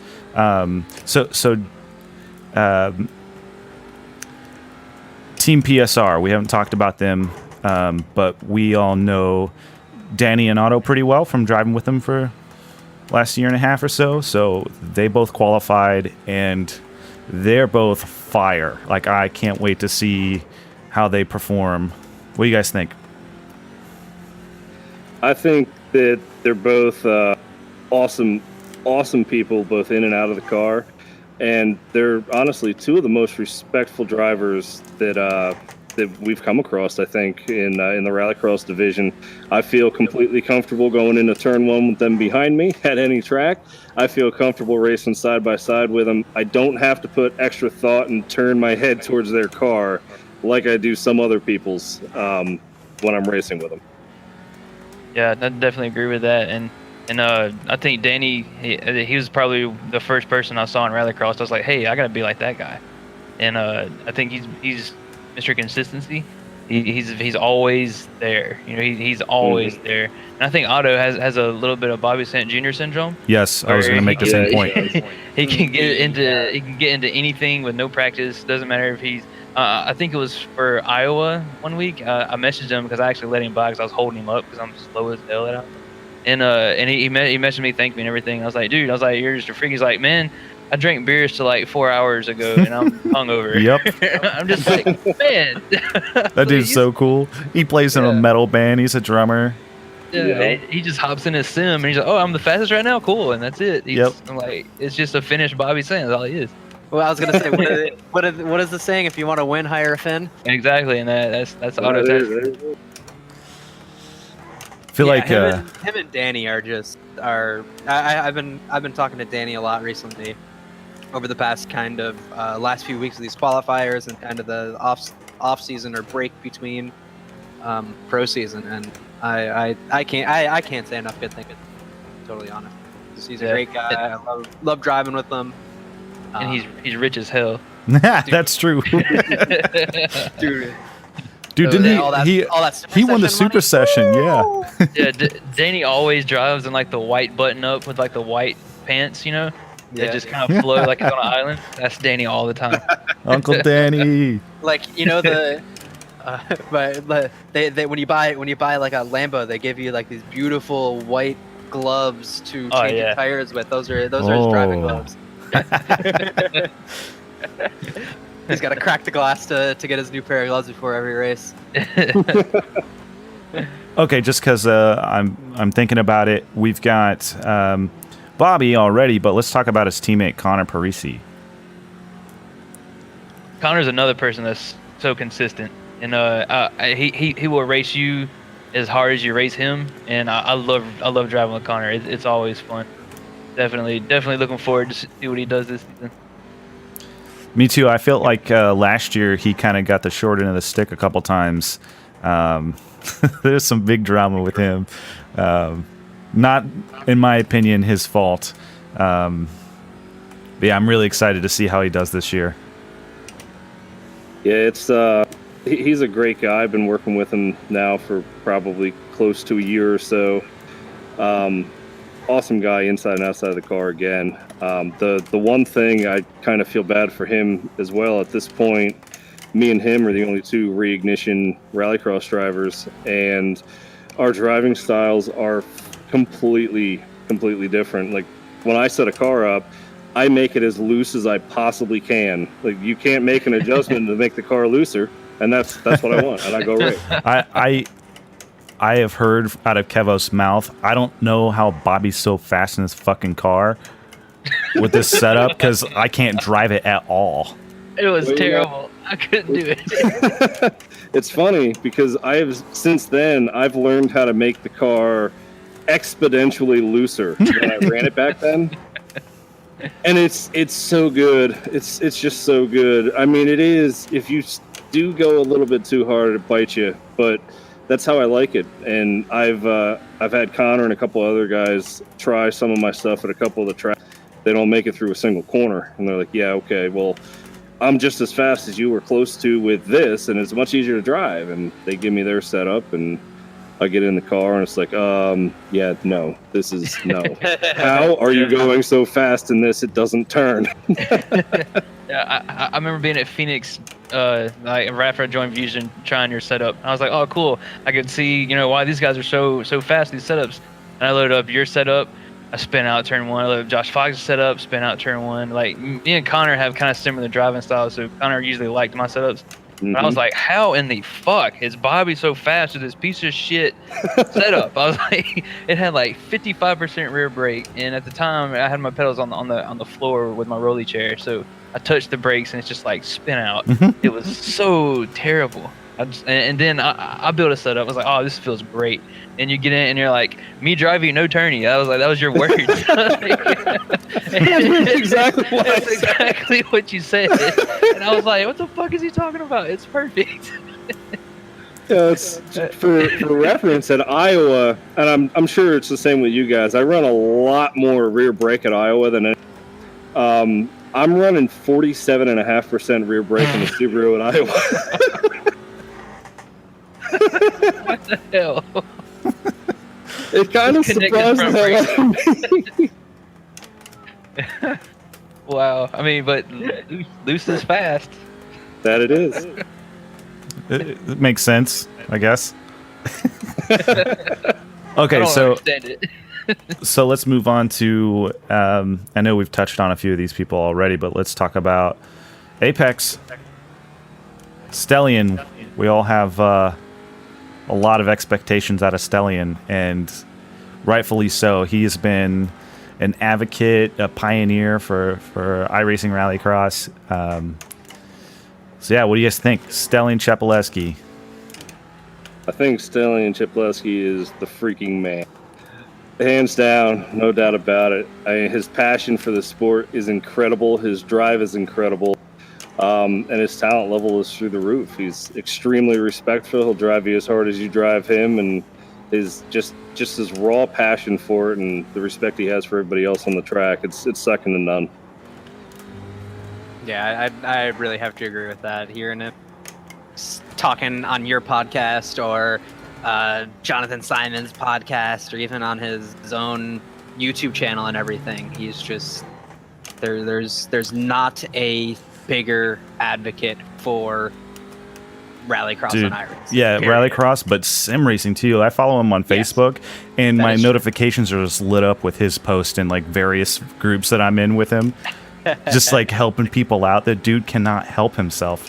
He has to spread it all, spread all of his knowledge and love to everybody else. So he is extremely helpful to anybody asking for help. He's willing to ask anybody. It's really awesome. Definitely is. I've hung out with him for 4 hours today. I came home from work tired as hell. I was like, I'm gonna get a nap. I check Discord and see everybody in there. I was like, "You're doing some rallycross?" And he immediately responds, "Yes, putting up practice now." And I was like, "Oh, dude, I got it. If Cheppy's on, I have to drive. Like I hate being at work and he's on and I can't join because there's so much to learn from him. Just like we said, he's so eager to help, and his passion and everything is, it's unparalleled. And the thing that impresses me with him is his vision. Like, he can see the track, he can see the lines, and if he follows you, he will tell you how to gain 2/10, like at any point on any track. And like today we practiced Atlanta for 4 hours, and he was like, Kevo, you do this and this and this, and then you can have this, and then that'll be that way. And then I do that, my lap times drop. Like, I'm like parallel with his now. I'm like, this is amazing having him as a teammate, because he's so helpful in anything, even equipment. He has probably one of the best sim rigs I've ever seen. And I asked him today about direct drives, and he showed me all the comparisons. He has a YouTube video out on it. Yeah. He started a war on Facebook Yes, with, he did. with that, man. Benetech, man. yeah, which he has a point though. I mean, he gave an honest review, and there it is. I mean, that's exactly. I remember that first. Oh man, what's the real famous sim race review guy? Sim Garage or something like that. Yeah. Simpit. He posts. Yeah, Simpit? whoever it was, Simpit, I think. The Barry, I think his name is. Okay, no, I'm thinking of the wrong dude. Maybe his name's not Barry. I don't know. Whatever. But he My posted dad's this name's video Barry. of the. yes. What's up, Dad? He posted a video of the Fanatec DD Flex on the quick release. Yeah. And within like a half hour of that video being posted, and kind of going kind of through the whole scenes of sim racing, Cheppy was the first one to take Fanatec's back and be like, no, like, mine does not do that. This is a legit direct drive. Sim Expo comes around, a few weeks come around, and the SimuCube DD2 or the SC2 comes out, and he gives that a try, and he's like, go. He brings everything back up, and he's like, hey guys, I was wrong. This new DD blew me away. There's no way I could even compare the two, that they are as good as each other, kind of thing. And it was funny kind of seeing his being the biggest advocate for it, and then a few weeks later he's like, nope, something new better came out, let's go this route. He had no kind of dedication to Fanatec or anything like that. Yeah, Cheppy's awesome. Let's talk about Johan Harth. Oh man, a lot of people don't know Johan that well at all, and there's been some negativity around him, because we all saw the him and Cheppy thing, and it kind of labeled him as a bad driver. And in reality, like, driving with him and racing, you give him the room at all, he's going for it. Like, he's gonna take that line, because one, he's just faster than you, because it's ridiculous. Like, the dude is very impressive, and talking to him, he's pretty shy. Like, that's why he doesn't do a lot of, I never heard his voice until I got on the team with him. Like, it was funny hearing him. He's very French, but I can understand him a good bit. But he's an all around cool dude to me. Like, he is helpful, as far as, like, you're like, hey, what are you doing here? He'll absolutely tell you. But he keeps to himself a lot, and he just drives anything fast. Yeah, I know about the bad rep, but man, I've had nothing but good experiences with him, and I know a lot of the big names in our division have a lot of love and respect for him. So, and he's so far out of the conversation, the only guy to win a world championship race last year. Yeah, at Phoenix. Yeah, he kind of he is the gold standard right now in my eyes. Since I didn't really, I wasn't in the scene during the last World Championship, so I kind of came in a little bit confused of why there was a lot of, I don't want to say hatred to him, but it seemed like there was a lot of bad blood, because when I got in there, everybody was saying like, oh, like, Johan's just on this other planet from everybody else, and it's just seeing him being able to be at the top of not only Rallycross, but in the top of all the endurance races that he's been taking part of between his past few teams and everything. It's just he's the gold standard in my opinion. Yep, he is my unbiased opinion. Like, I'm friends with him, teammates with him, but he is my pick to win it all this year. Absolutely. I can see that. He's a hard worker like you guys in this past year, but he was already at that level last year where he could compete and win a race, obviously, and then he put that much effort into it again this year. I think he's going to come out and he's Yeah, he's a top runner for taking it all. I agree with that. Yeah, absolutely. I've had nothing but good races with the guy. I know he had a bit of a reputation coming out of last season. I think that was just some misconstrued mostly. Yep. I've always had good racing with him. Some of it door to door, some of it with him leading or me leading. And it's all been good and respectful, but extremely, extremely hard racing. Which is, that's what we're doing. We're out here to race, so I can't complain about any of that. He's been really respectful, and I agree. He's on another level for sure, and I think he's going to be one of the top competitors for the championship this year. Yeah, I kind of going more towards this the Apex route. If the one person that I'm kind of really excited to see how they perform this season is John as well. Yeah, John Robertson. Mm-hmm. He's the silent assassin, and oh yeah. John, in our test session, John is right on Johan's bumper. Like he's absolute freak. The dude gets in a rallycross car and he pushes it to the absolute max. For being the top qualifier, he drives the rallycross car as much as that car is going to give him. Like he maxes the car out absolutely. He's another one of those guys. Yes, he's another one of those guys that put in the work too. Because I remember a year ago I was racing with him, and now I can't touch him. He's so fast. Yep. And much more consistent.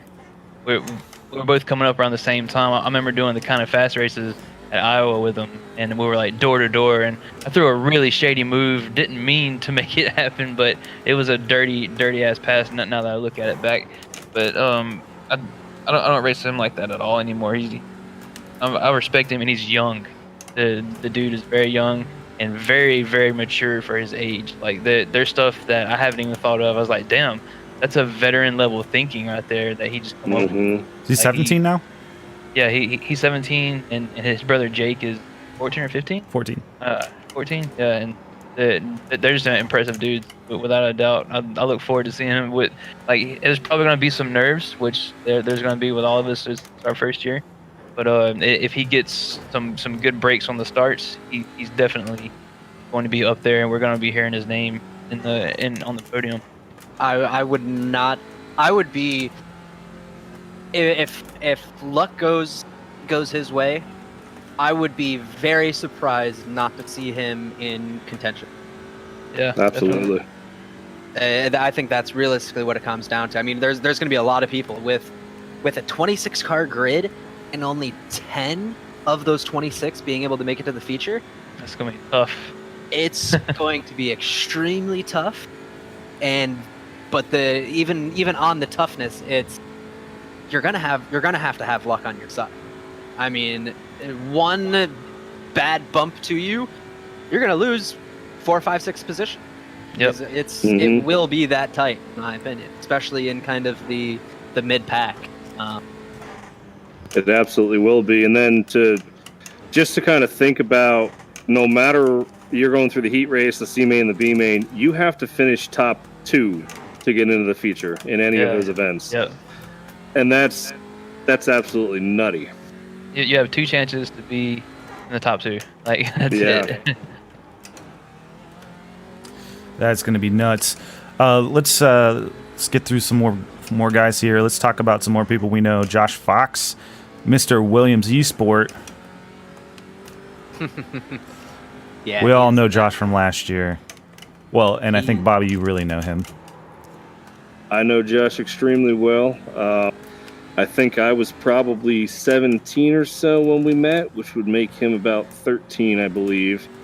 Me and my dad actually got him and his brother into kart racing for real. We met at an indoor kart place local to us, and just kind of took off from there. He is my best friend, has been for many, many years. He is an absolute amazing person in general.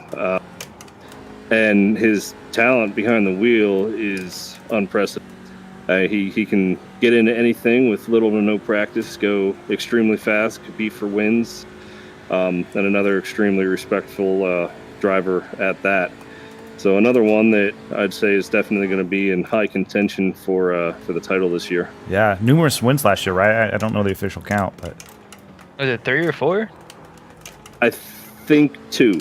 2? yeah, I was gonna think 2 to 3 was my guess, but Yeah. He's so fun to drive with. I remember being in an Atlanta long race with him. I think it was like his first race back from taking a break from Rallycross, and we're just door to door. Like immediately, he's like right back into his typical self. And talking to him, he's such a cool dude to talk with. Very down to earth feeling, and so much talent, just raw talent of driving a car. Absolutely. Some people misread him a little bit. He does have a bit of a dry heat, which I do as well. So a lot of people think he's serious when he's not a lot of the times, and he's really persistent. Like if he's joking and trying to sound serious, he's not going to tell you he's joking. You'll leave the room thinking, wow, this guy's a freaking asshole. I love that. And then he starts laughing once you leave. Yeah. Josh has been nothing but an awesome dude in my experience hanging with him, driving rallycross and other shenanigans we've gotten into. So really excited. It's cool that he's repping Williams. That's such a historic, iconic name in motorsports. So cool. It's really cool to see this year. A lot more bigger names coming to Rallycross. Like Williams Esports picked up Josh Fox. Like that's crazy. And he got to go to a F1 race in Canada. Like he got to be in the pit stall with Williams, Rocket. Like that's freaking insane. And these bigger names are coming to esports to race like that. Like even we see in the Peak Series, like they're like Renegades used to be one of my favorite Halo teams. Like it's so cool to see that we actually have opportunities to drive for big name stuff, and we're in our living.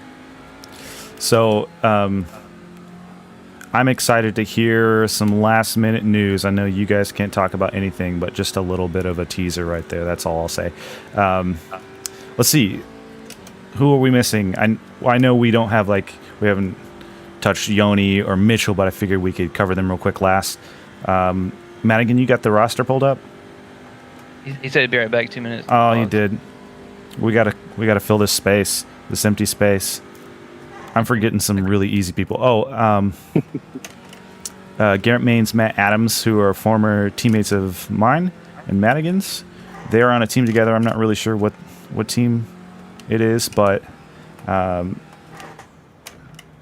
spent a lot of time in the last year with those dudes, and they are fast and naturally talented and young and aggressive. I think they've got a bit of that Yohong thing going on. Everyone is entitled to their own opinions there on that stuff, but I haven't had any issues with them and wish them all the best of luck. And I think you're going to see them in the mix as well, contending. Yeah, they're too talented. Go ahead, Bobby. Yeah, I'd agree with that. I've had nothing but good races with both of them for the most part. I think in general, Garrett Maines was a little bit over aggressive, and he's gained a bit of a reputation for that. But I think he's grown a lot since that time. And at that time, I don't think he was really getting into people intentionally. I think he was just driving as hard as he possibly could, and maybe a little bit more aggressive than he should be. But late in the qualifying season, me and him have had some really, really awesome races side by side. It's been nothing but respectful. So super excited to see the both of them running this year's World Championship. So Garrett, as a former kind of co-team boss to him, like that was something we were working on a lot with him very early on. Actually, Kevo recruited him to us before he left. Hey, here's your team. Bye. But yeah, exactly. Like he's a young guy. He just got into Rallycross on here. He's very dominant in most things he does on here. Like he dominates podium stuff. He's winning those races left and right. He'll jump in and drive random races with us, like the TCR race at Silverstone last week. He just drove away with it. Like I thought this guy was a road or an oval guy, but here he is in road, just tearing us up, you know. Mm-hmm. Yeah, I see him as I'm gonna try to go unbiased here because I've had issues with both him and Adams. You guys have had your disagreements. Yeah, we're yelling at each other and cussing each other out to the point where if someone in real life and he wasn't a little kid, I would have fought him. Like I've been that mad at him before. And but as unbiased, I think he has a lot of talent. I think he's really, really young, and he has a lot of growing to do as a driver, to where he knows when to use that full Yep. bore mentality. Like if he can figure out, and it's another thing, he comes straight from Rallycross from oval. You know, it's a different world over here. There's a different etiquette of how you drive it. And I think once he learns, you know, you don't have to move people out of the way constantly if they're in front of you. He's gonna be really good. He's got like a backwards problem than like most other people, where like he comes in with all the speed and all the natural talent, and he has to like tone it down. Like I've coached him so much. He's way faster, way more talented than me. But I was like when he came on the team, that was like the one thing I was like, man, Garrett's such a like. Fast, talented, like he can be so good. He's got so much potential. We've all, like, I know several people have had run-ins with him, and the thing is like, and I didn't really talk to him towards the end of the team too much because I started distancing myself because just I was getting too emotionally invested. And the only time you know, he never intentionally means anything, and he's always apologetic, and that's the big thing with him, is like he never intends to do anything, and he tries to learn from his mistakes, and that's where the respect comes from. And that's the thing I always told him. I'm like, man, like, I know it sucks because you're pissing everybody off. You have to learn. You have to just keep going and don't let it bring you down, and try to get better from it, and you'll earn the respect. You'll earn people's respect. Yeah, like to me, you can only apologize so many times before it becomes oversaturated and it does not matter. I'm that person where I can be completely done with somebody to where I'm just done. And he has reached that level. So I can candidly say I think he's a good driver, but I'm not a huge fan of him as a racer right now.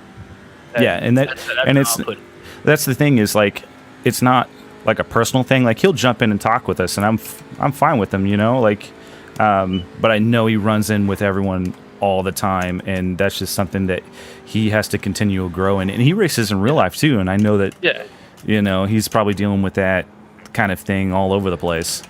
Yeah, and he's growing as he's young. I don't think he's 18 yet, maybe 17 still. Yeah, he's very young. And with Adams, I've had runs with him also, but me and him have squashed our differences about it. We were pretty nice to each other in the final weeks of the qualifiers. I congratulated him, he congratulated me, and we squashed our differences with that. I think he's a talented driver too, and about anything that he drives. Yep. Yeah, they both can Madigan's just kinda back. hop in. Yeah, sorry. They both can really just like hop into anything. Yep. I have a lot of respect for Garrett's talent, because he is, in my opinion, he's one of the most like rawly talented people that I've come across on this service, and especially I've raced against, because he just like Bobby, I'm sure you guys were already saying this, he can hop into anything with next to no practice and beat most people in it. Yep. I'm pretty sure in every license he's in like the top 20, top 25 of iRating, besides I think road. And in road, I mean, I'm pretty sure he still has like a 4 or 5K road iRating. Yeah, he does. I mean, he can just hop into anything. He's very talented, and he's getting opportunities in real life, which are very, very exciting. But yeah, there is a lot of differences that have to be learned when coming to kind of Rallycross, and kind of what is necessary or even fair kind of thing. And And I think he has a lot of talent, and I'd really like to see where he takes it in the future. Yep. Whether that Agreed. is sim or kind of real life. I wouldn't be surprised to see him, make it in something to do with a NASCAR division in real Yep. life. As far as I know there's financial and sponsors, but as far as his talent, I can see him going that far in real life. Oh, I know. Absolutely. Races against Bubba Wallace in some Legends Car series. Yeah, podium with him. Yeah, and he was telling me that he was like pretty much faster than Bubba Wallace the entire time, and even out qualified him. But then Bubba got some good luck on his qualifying, was able to do it with like a ton more track wear than everybody else, and he was able to like beat Garrett by like a tenth or two. That's crazy. And just was able to kind of stay out front. So I mean, I'm really excited to see where all this takes him, and I think he's starting to realize a lot of people's issues with him as well.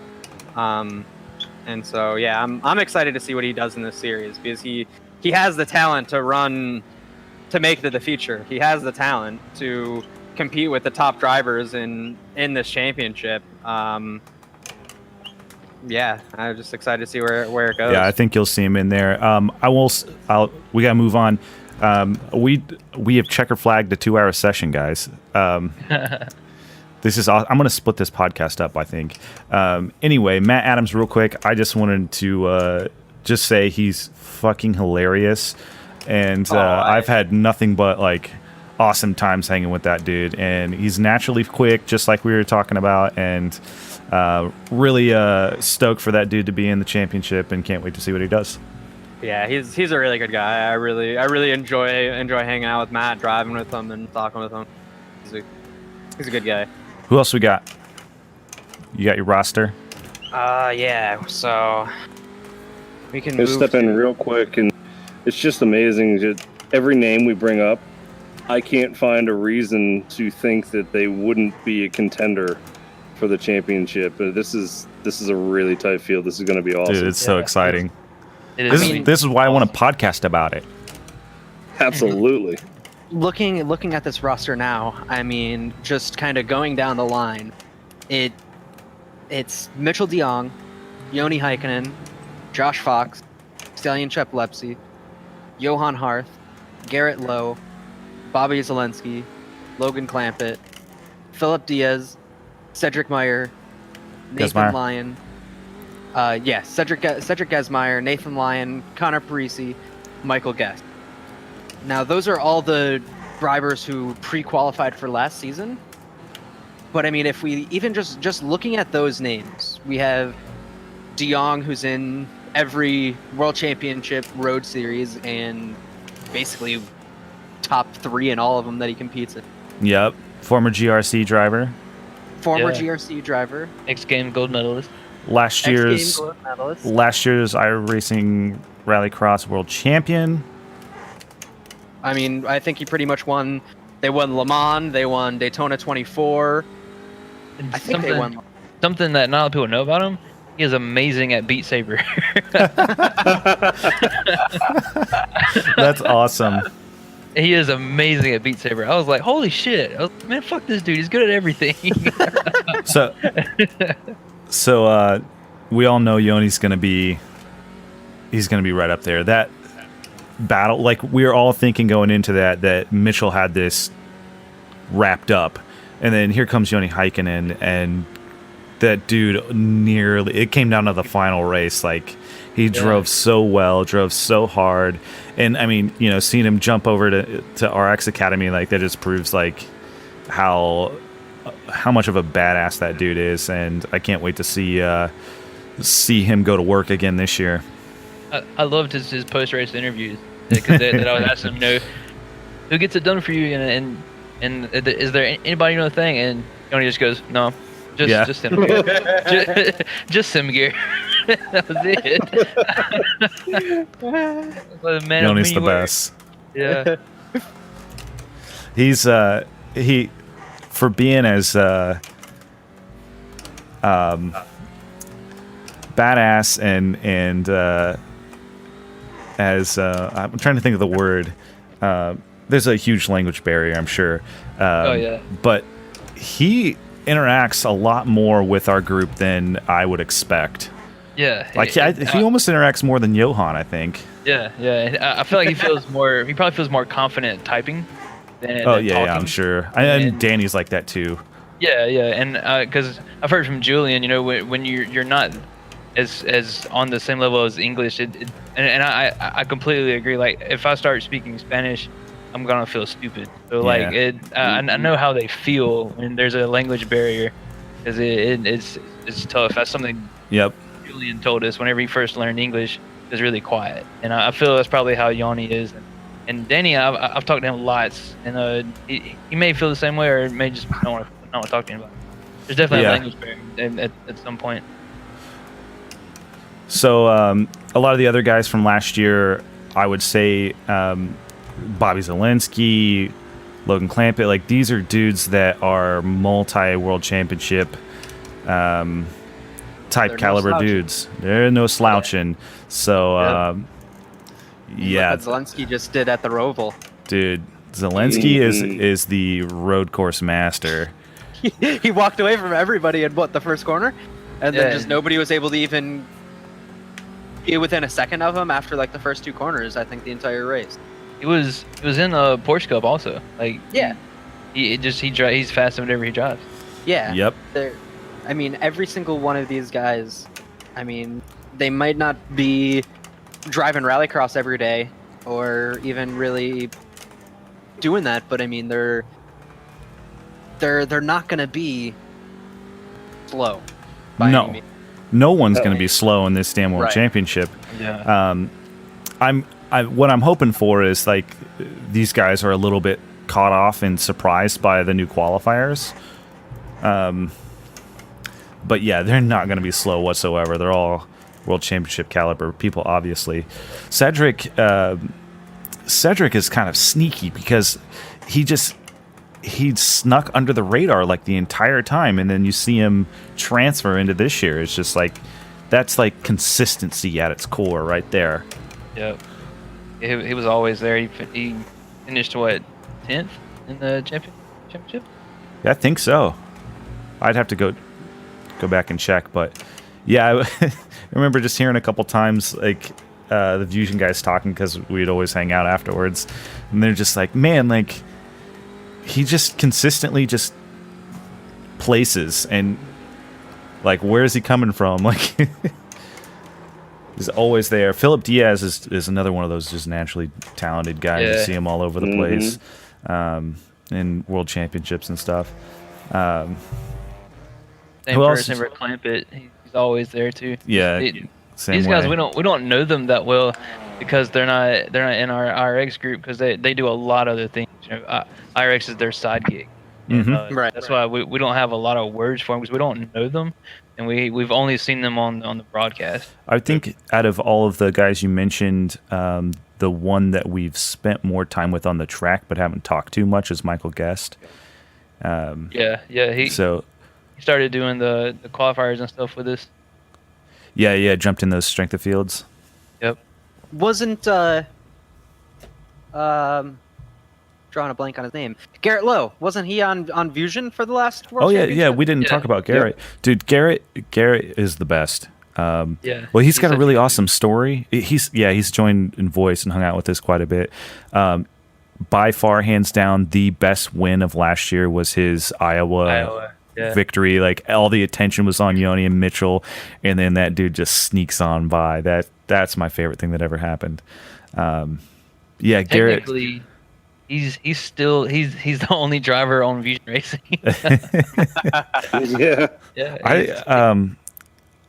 So those of us who I haven't like super paid attention to Peak, but I saw he was a contender. The dude won one race or two. He won one. I remember one. Yeah. One. Okay. Yeah. and he's racing in real life. His story's really cool. Go, I think you could probably Google it at this point, wasn't it? Didn't he have like a write up on ESPN or something? Yeah, there was a piece about him. It's such a success story, definitely. If you don't mind me asking, I actually don't know the story. If you know it, Go ahead. Go ahead, Tony. No, you go ahead. You have a better voice than me. No, I don't. Mr. Barry White here. Right. It's just because I have this fancy microphone. High level, he drove his first sim at the NASCAR Museum, Hall of Fame, whatever it's called, in Charlotte, and then started going there repeatedly in sim racing. So that's where he got his start. I'm not sure how all the pieces come together, but eventually, he gets hooked up with his rig at home and gets hooked into driving some stuff in real life. Garrett Maines actually has raced quite a bit with Garrett Lowe in real life. interesting. Yeah, I don't know Garrett super well, but he's a good kid. He's funny. He's super talented. So I know he messaged in kind of fast when they announced it was on Saturday, and mentioned that's when he's driving real cars. So I don't know what that means for him. I hope he can make it. The dude obviously is super talented, super quick, and is sneaky. He gets that sneaky win in the Joker. So Yeah, that was awesome. I think his name is still on the list. Again, I don't know if you saw the forum. His name is still on there. So that means that he confirmed that he's doing it. Right, yeah, that's what I saw. I was surprised by that because it seemed like, at least as far as I knew, he was, from what he was saying, he was kind of out of it, putting the white flag up, and saying, "Hey, I'm not in." Tell you what, my iRacing rig and a little satellite router would be going in my. Hell yeah, it would be. Yeah, that's kind of interesting. It's been I found out Friday that there's a good chance that I'm going to have to be going to DC for work. So you need someone to drive your car for you? I don't know if I need to find a rig in DC, or if I can really work the schedule to kind of be able to be back for the race and everything like that. But between that, and I'm just hoping, praying, no more goddamn hurricanes. Wait these 9 weeks. Yeah. Yeah. These 9 weeks. No more hurricanes. Mr. Florida. I need my power. And then after that, since I don't have any drop weeks this season, we're gonna have a headline: Florida man takes sim rig to Washington. Hey, I ran 3 World Championship sprint car races from a hotel room earlier this year. That's crazy. Dude, there you go. There you go. Mr. Iron Man. That's Bobby Sandt Jr. Get her done. Dude, you put the do not disturb up. Yeah, you can pack your wheel up and just hook it onto a desk. You're good. Dude, the look on the hotel staff's face when they saw me reeling that stuff in, just my computer's in. I have literally the biggest production case that is made. Oh man, they'd be wondering what the fuck I was doing when I walked in with my wooden computer case. Are these hey Madigan, are some of these guys the 2 wild cards in this list you gave me? Yes. Okay. The last 2. Am I spoiling? Okay, am I spoiling anything? Really, the last 2? That's what I don't know. Isn't the very last one not? The very last one qualified. No, that's a wild card. Yeah, that's a wild card? That's the wild card. I don't know him, so okay. So a couple people, just to quickly touch on them. Georgie Zagzon. I'm sorry, Georgie. We've hung out with Georgie before. It is he's Georgie, awesome not dude. Yorgie? It's Georgie. It's Georgie. Yep. He told us. Okay. We all know he's fast as can be, and he's one of those guys that's fast everywhere. Like Kevin and I were driving Nürburgring GP with him one day, and he was like lapping us. But he's also very quick at rallycross, as we're all well aware. And he had to requalify, right? Yeah. Yeah. He was just outside.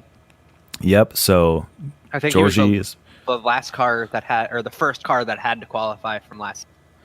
Georgie, funny thing, he's privateer for all the championship, joins VR afterwards, and then Fusion, of course, is some, I don't know, but I think he's back to privateer, right? Unless he's got something hooked up. Yeah. I was gonna say when you mentioned that Garrett was the only Fusion driver, I was gonna be like, wait, isn't Georgie gonna be on the Fusion as well then? So Georgie had originally agreed to come with us to reignite, and then kind of held off on the Discord invite and all, and said that he didn't know if he'd be able to commit the time to it and wanted to wait. And then I haven't heard from him since. Then he decided to go it alone. Yeah. So Adria Perez, we know him. He's in our group. I don't think any of us are super close to him unless you guys are holding some information, but seems like a cool dude. He was very clean and respectful when I've been in races with him. Yeah, it was kind of funny. I never really spoke to him outside of kind of fast, but he was one of those guys like we were talking about earlier, where you join a rookie race, there's a rookie in there who beats you in qualifying because you're just kind of not dotting all your I's and crossing all your T's kind of thing because you don't recognize any of the names. And I did, I think, 4 rookie races with him in a row. The season before the pro qualifiers, and I was like, man, this guy's quick. I want to get him on our teams to help me out with the Beetle. I think this was like right when kind of Garrett was getting really with us as well, and that's when I ended up inviting him into kind of fast and kind of talking with him a little bit, and then he was like, oh yeah, no, I'm on MSI, and I was like, oh. Makes sense. And then I saw him, and then I look at the profile, and he's World Championship road driver as well. I mean, he's definitely the real deal, and I think he's gonna he's gonna be a surprise one, I think. Yeah, once he really gets a better feel for those the changing tracks, I think a lot of his natural talent he'll show up. Yep, he's gonna come out of nowhere. Seems like a really good dude too. So. Excited to see that happen. Here's a name that Madigan and I are familiar with, and actually most people probably are if they follow RX Academy. Tommy Howman. I'm so happy to see him in here. I've actually been talking to him a lot recently. He just barely squeaked in, right? He just kind of got that. Did he get the last spot? Yeah, he got the last qualifying spot right behind me actually. Because he had, I think he ended up winning one of the SOF races at Atlanta Long or Lucas Oil maybe. Mm-hmm. And that kind of solidified him to kind of getting in that last spot and everything. But yeah, I've actually been talking to him a lot recently, and I'm excited to see him race, especially after his really bad luck in RX Academy. Mm-hmm. He's gonna have fire under him. Yeah, because he made a really nice move that they in the beginning of the season that they kind of deemed as a little bit too aggressive, and he got a pretty bad penalty for it. So coming into this last race, he was the fastest car on the track, no questions asked. Won the final race by over 2 seconds, I think, with nobody even kind of coming close to him. Ended up losing the championship by 1 point to the guy who came in second place. Oh. So he lost out on kind of the championship, and the prize for winning the championship was, I think it was a half season paid of RX2 in the World Rallycross Championship. Dang. And yeah, that's tough. Right, and we were talking as well. He's kind of trying to decide whether he wants to go back to doing stage rally or continuing with rallycross and stuff. And he's going to be another one that I'm very excited to see what they're going to be doing in the future, of not only in the sim but in real life as well, because he proved it this past season at RX Academy. He's the real deal. Yeah, I've raced against him on track, and he's pretty quick. I don't know him any other than par though. But he's really, really quick. Yeah, something clicked with him recently, it seems, because towards the beginning of the season, I felt like he was kind of in the same position as me, where I didn't really see him really even qualifying for it. I kind of thought Yoni was going to be the sole RX Academy driver in the series, and towards the end of the season, man, he saw something clicked with him, and he got really quick. Yeah, he did. He stepped it up big time. The couple of races I was in with him late in the, he had really good pace. I think one of the races at Atlanta Short during the last week, I think he won, and I was chasing him around for second place, and we were just dead even for the entire run. The whole time I'm thinking, and who is this guy? I never heard of this guy. But super clean and respectful. I mean, we've had some good battles in the last couple of weeks of the season, so super excited about racing with him as well. So there's two more on the list here that are the wild cards. One of them I'm familiar with, and I'm not sure how he got this wild card, but the other one I have an idea. So there's Sammy Matty Trojan, I'm probably mispronouncing. Do you guys have any info? It's Trogan. Trogan, yeah. Yeah. I mean, I don't know him at all, but I've been kind of following him a lot this past season, and during his RX2 run that he's actually been doing really well in. Oh, so he's at RX2 and WRX? Yep. So he's driving maybe I do know the his set name. promotion. Yeah, he's driving the set promotion RX Academy car since he won. He's an RX Academy champion, I believe, and so he got the RX Academy RX2 ride, and then he did really well with that, as far as I know, and kind of got a full season. And Nice. Got a few podiums under his belt, and he's been somebody. looking really good. I just started to Google search his name, and before I spelled it all, pop, right in the predictive. Yeah, I mean, Cool. him and Yoni were winning every Finnish sim racing championship that was going on this season, whether it was Radicals or F3 or the Formula 3.0s. I mean, he's legit. Dude's got Nice. some good talent, sure.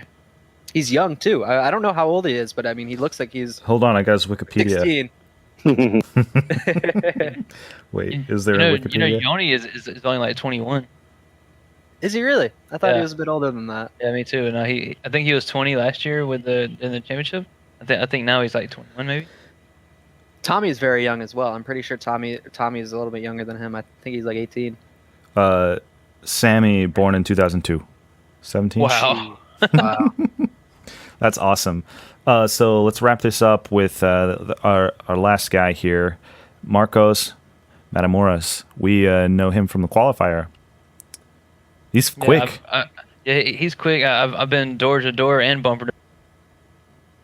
I can tell he's passionate about winning by the way he drives. He leaves it all out there on the track. You know, I've had contacts with him. They were probably just, I don't think they were malicious. I think it was racing as far as like he wanted the spot. He might have been faster than me at that part of the lap and took it. And I don't have anything bad to say about him. He races like he wants to win.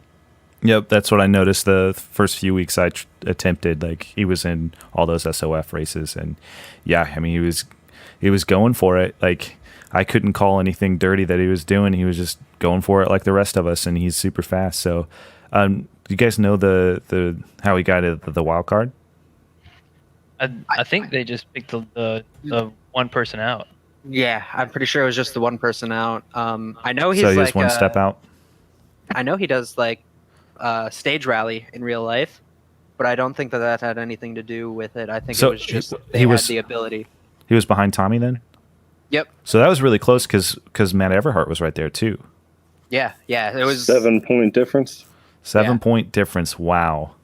And then I think Thomas That- was within Oh, yeah, 10 points Thomas. of Matt as well. Yes, there was a big question mark on some of you guys at the tail end for the last couple weeks. Yeah, I was Sweating. shaking in my boots. I Yeah. was sweating it Man. after I had a terrible week at Lucas. I think I had a 120-point week or so. So going into Atlanta, I think it was 3 spots out. I knew I had a shot at it, but I was pretty nervous. So I remember Madigan had his calculator out like a nerd, just yep. crunching the numbers. He is Dude, the mathematician. I was losing sleep. Which Like- is understandable. I mean, I was 300 points ahead, and I was still losing sleep. Like, it was just nerve wracking. The whole thing was. I can probably speak on you on this as well, because I feel as though we're very similar in this. But like I have such an addictive competitive personality Yeah. Yep. that I couldn't like just kind of switch it off and go to sleep, or switch it off definitely and not. go to work and not think about it. Or like I was at work and I was kind of planning out my whole day of, okay, I'm gonna get home and I'm going to do X, Y, and Z so I can maximize my time to be able to do this, and this in the sim and look over this.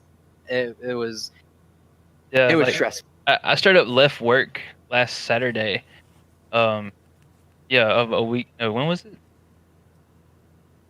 It was Thursday. Yeah, I actually left work Thursday because we're doing like a promotional thing for Apex Racing Team to kind of showcase like the 4 drivers in the World Championship, and so we wanted to get everybody on track. And because Chippy, he's a lot later. I think he's like 7 hours ahead of me. So like by the time I get off work, it's like his bedtime.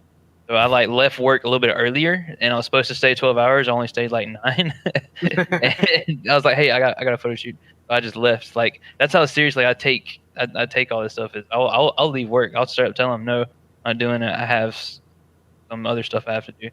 I've been at my job for 3 years. My only days off that I've taken so far have been, I took off 2 days to prep for one of the pro qualifier races that I really needed to do well in, and now I have also taken off 2 days, the Thursday and Friday leading up to this first race. Those are the only days off that I've taken for is for fucking sim race. Yeah, so we share that passion for this for sure. That's where I want to be in a year. Definitely be there.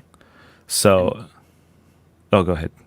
I was gonna kind of spill the tea here, talking about people being in and out of the World Championship. You know, John and I, we qualified 1 and 2 for the qualifiers, which is really, really cool. But it almost didn't happen for us. Like not a lot of people know this at all, but I'm gonna go ahead and put it out there. We were almost not allowed. We almost got our invitations revoked because of I think 1 week in June at Daytona Short. John had already won like three races, and I got wrecked out of 3 races. So just out of generosity, John lifted before the line and let me pass him. And that's what a teammate would do. I'm sure all of us here would do that for a teammate that needed a win. And although I didn't really need it, you know, I'm 300 points ahead. You know, me and him were still 1 and 2 at the time. And he actually got. We were both just served a 2-week suspension these past 2 weeks for it because they reviewed it after the qualifier and emailed us and asked us should they revoke our stuff because we fixed our race. And in reality, that's not really fixing a race. You know, we still had to be 1 and 2 for that to happen. And it wouldn't. I gained 20 extra points, and like that was it. And iRacing took that super, super seriously. And actually, we had to get our team manager involved to talk to Tyler Hudson and to keep us in. So we almost got revoked from our World Championship because somebody protested it and almost killed us.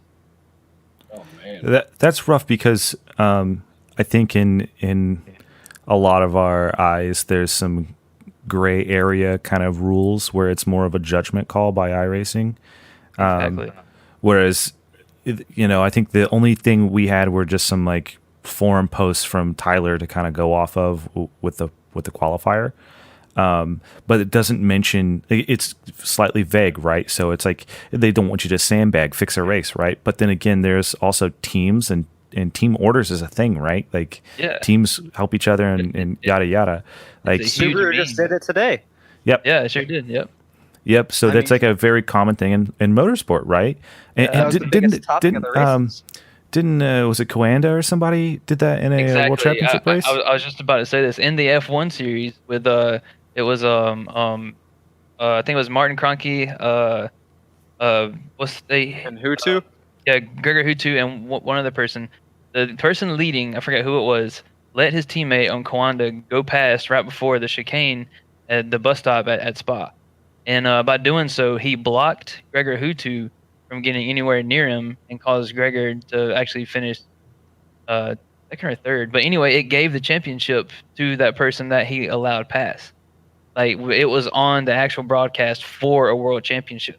Team orders happened right then, and it was blatant. I mean, absolutely blatant. So we thought, yeah, it's no big deal. You know, I didn't ask John to do it. I didn't even know he was gonna do it. But I still got suspended just because of it happened. I was guilty by association, really. And so we thought it was no big deal. You know, team orders is a thing. You know, it's a huge meme. Valtteri is James. You know, that's a huge meme in all of motorsports because it happens in F1 all the time. It's like, hey, I need a 48.8. You know, that just happened last weekend. They wanted him to slow down so Lewis could catch up. It happens all the damn time. You got the lucky dog passes in NASCAR used to happen constantly. Or, hey, allow him to pass you so he can get 5 points for leading the lap. It happens all the time. So by them saying that we were fixing a race is complete bullshit because me and John were 5 seconds ahead of the whole field. We didn't block anybody from losing any spots. We didn't keep anybody from losing any points. All he did is he gave me a win because I didn't get one. That's all it was. He gave you a teeny tiny little buffer that you really, it didn't even matter.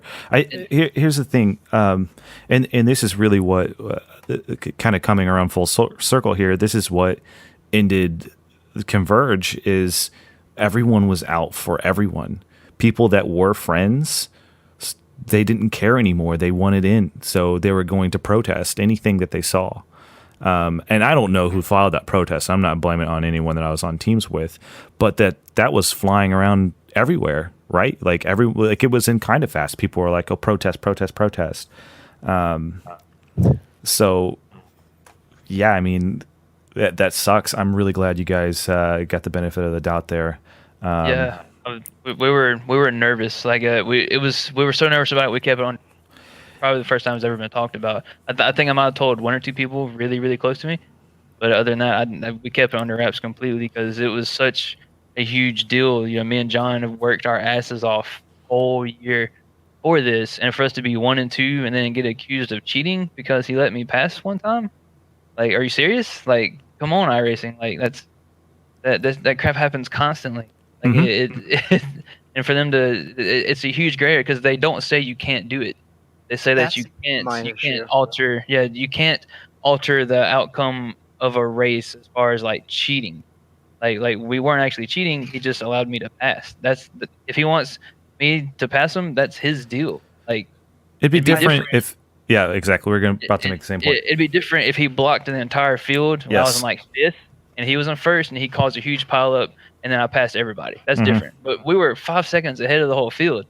Like at that point, it doesn't matter. Like and also I wasn't on the bubble. Like me and him were 1-2.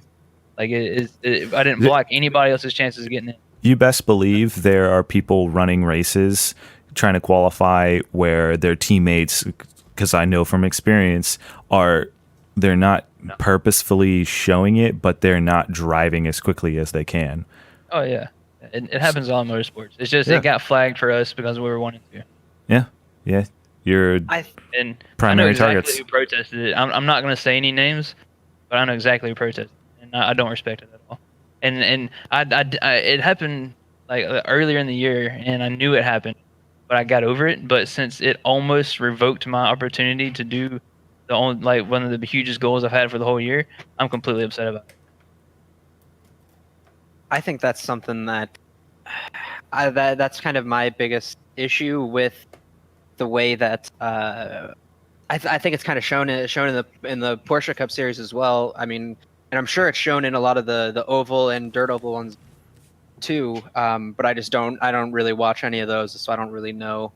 But with the amount of money that's on the line for these world championships, it doesn't feel as though there are enough written rules. It feels as though the majority of the written rules are written to say, hey, this is going to go to our board, and then we're going to use our own judgment to decide. Yep. And in my opinion, that's just very unprofessional for something with a $100,000 prize pool like the Porsche Cup, or like our series, 25 grand. I mean, that's a lot of money. Yeah. And the biggest thing in motorsports is who can bend the fucking rules Exactly. the most. I mean, Dylan Hart said the most. Period. You're not trying if you're not cheating. If you're, that's the thing. Like you're trying to bend the rule as much as you can, and we were just bending a rule. That was like the Team SOFs that Converge was doing at first that everyone got upset about. It's the same thing. You know what I mean? We're not breaking the rules. We're bending it to our advantage. And the point that was made was like, that's not fair to everybody else. But my point was we designed our team and our strategy to be able to do that. Yeah. And nothing in the rules said you couldn't. In retrospect, I'm like totally on the opposite side of it now. But so here's my perspective on all of that, and including the situation with you, Kevo, and John. And this is not my opinion, but just another perspective. In like the race with Gregor Hutu that you were talking about in the F1 series, the leader let the guy by, and that was a determining factor for the championship. When he let the guy by, he was sacrificing a position for himself, which John did the same thing for you, but with 4 drop weeks, he really didn't. So that, I think, is the one kind of gray area variable that makes it a little more hard to swallow for some people. Like I'm totally fine with it. Really, it doesn't affect my life. I think it should be okay. But I can see how people would look at it that way and say, oh, well, John already won a race this week. Now, he let Keva by at absolutely no impact to himself. Yeah. Same deal. He had no loss from it. Right. Same deal with the team races for Converge. If only one race counted and it was a decision, hey, do we want to try and run one of the big SOF races, or do we want to try and run our own team race? Which one would be better? Then, that's a gamble to take. But when that's just 1 out of 4 opportunities, you really have no reason not to try and do something like that. And that is where it gets a little shady, I think. Yeah. And with me, iRacing needs to be more black and white with their rules. Just like Madigan said earlier, it's very unprofessional to leave it. It's like, oh, well, it's just up to us, because that could induce favoritism big time. Because in everyone at Apex Racing Team and Evolution Racing Team, we were all like, why are they favoriting Coanda in this situation when it meant an entire world championship? When for me and John, it was literally just 20 points extra to my already 300 ahead. And me and John get a 2-week suspension and possible not even qualifying, and nothing happened to Coanda. Like it was like, why is there showing favoritism? There needs to be a rule in black and white, because if you don't have it that way, then it will show favoritism at some point to another team, possibly. Like it needs to be in black and white for sure. Absolutely.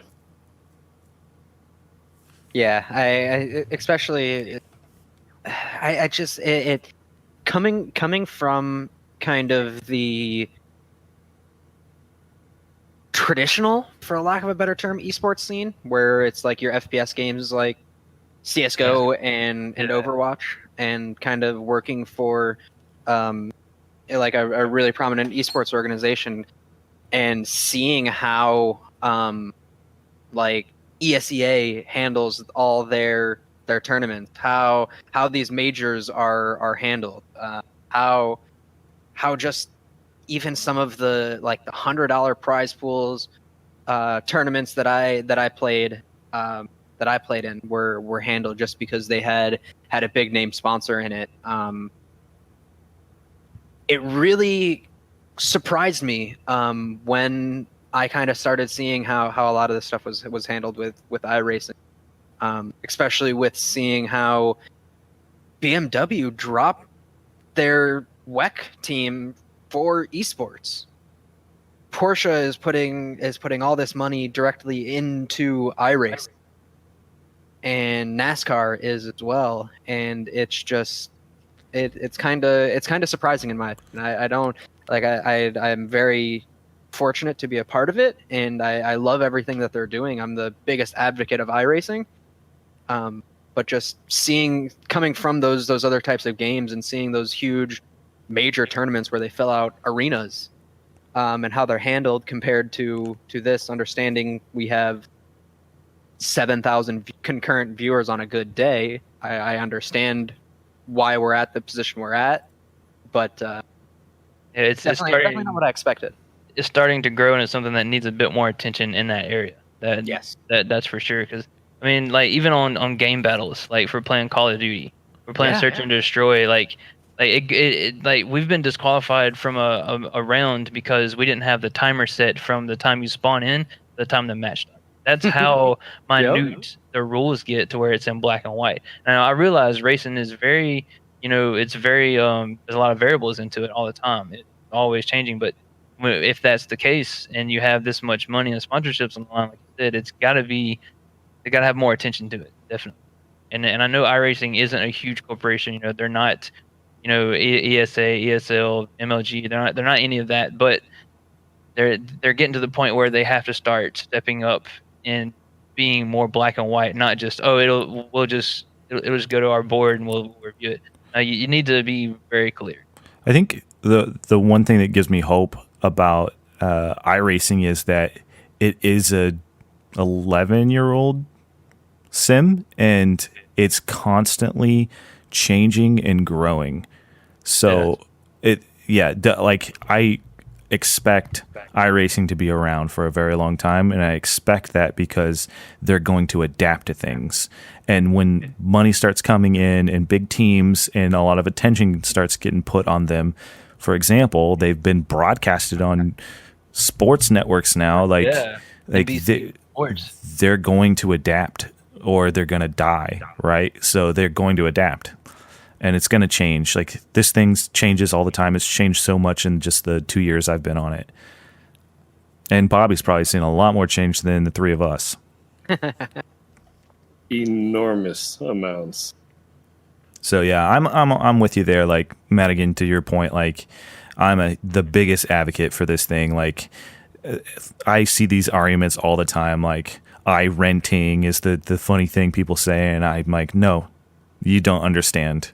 And there are people that are like, I can't drive iRacing. It doesn't feel like a real car, and blah blah blah. I'm like, you're a video game player.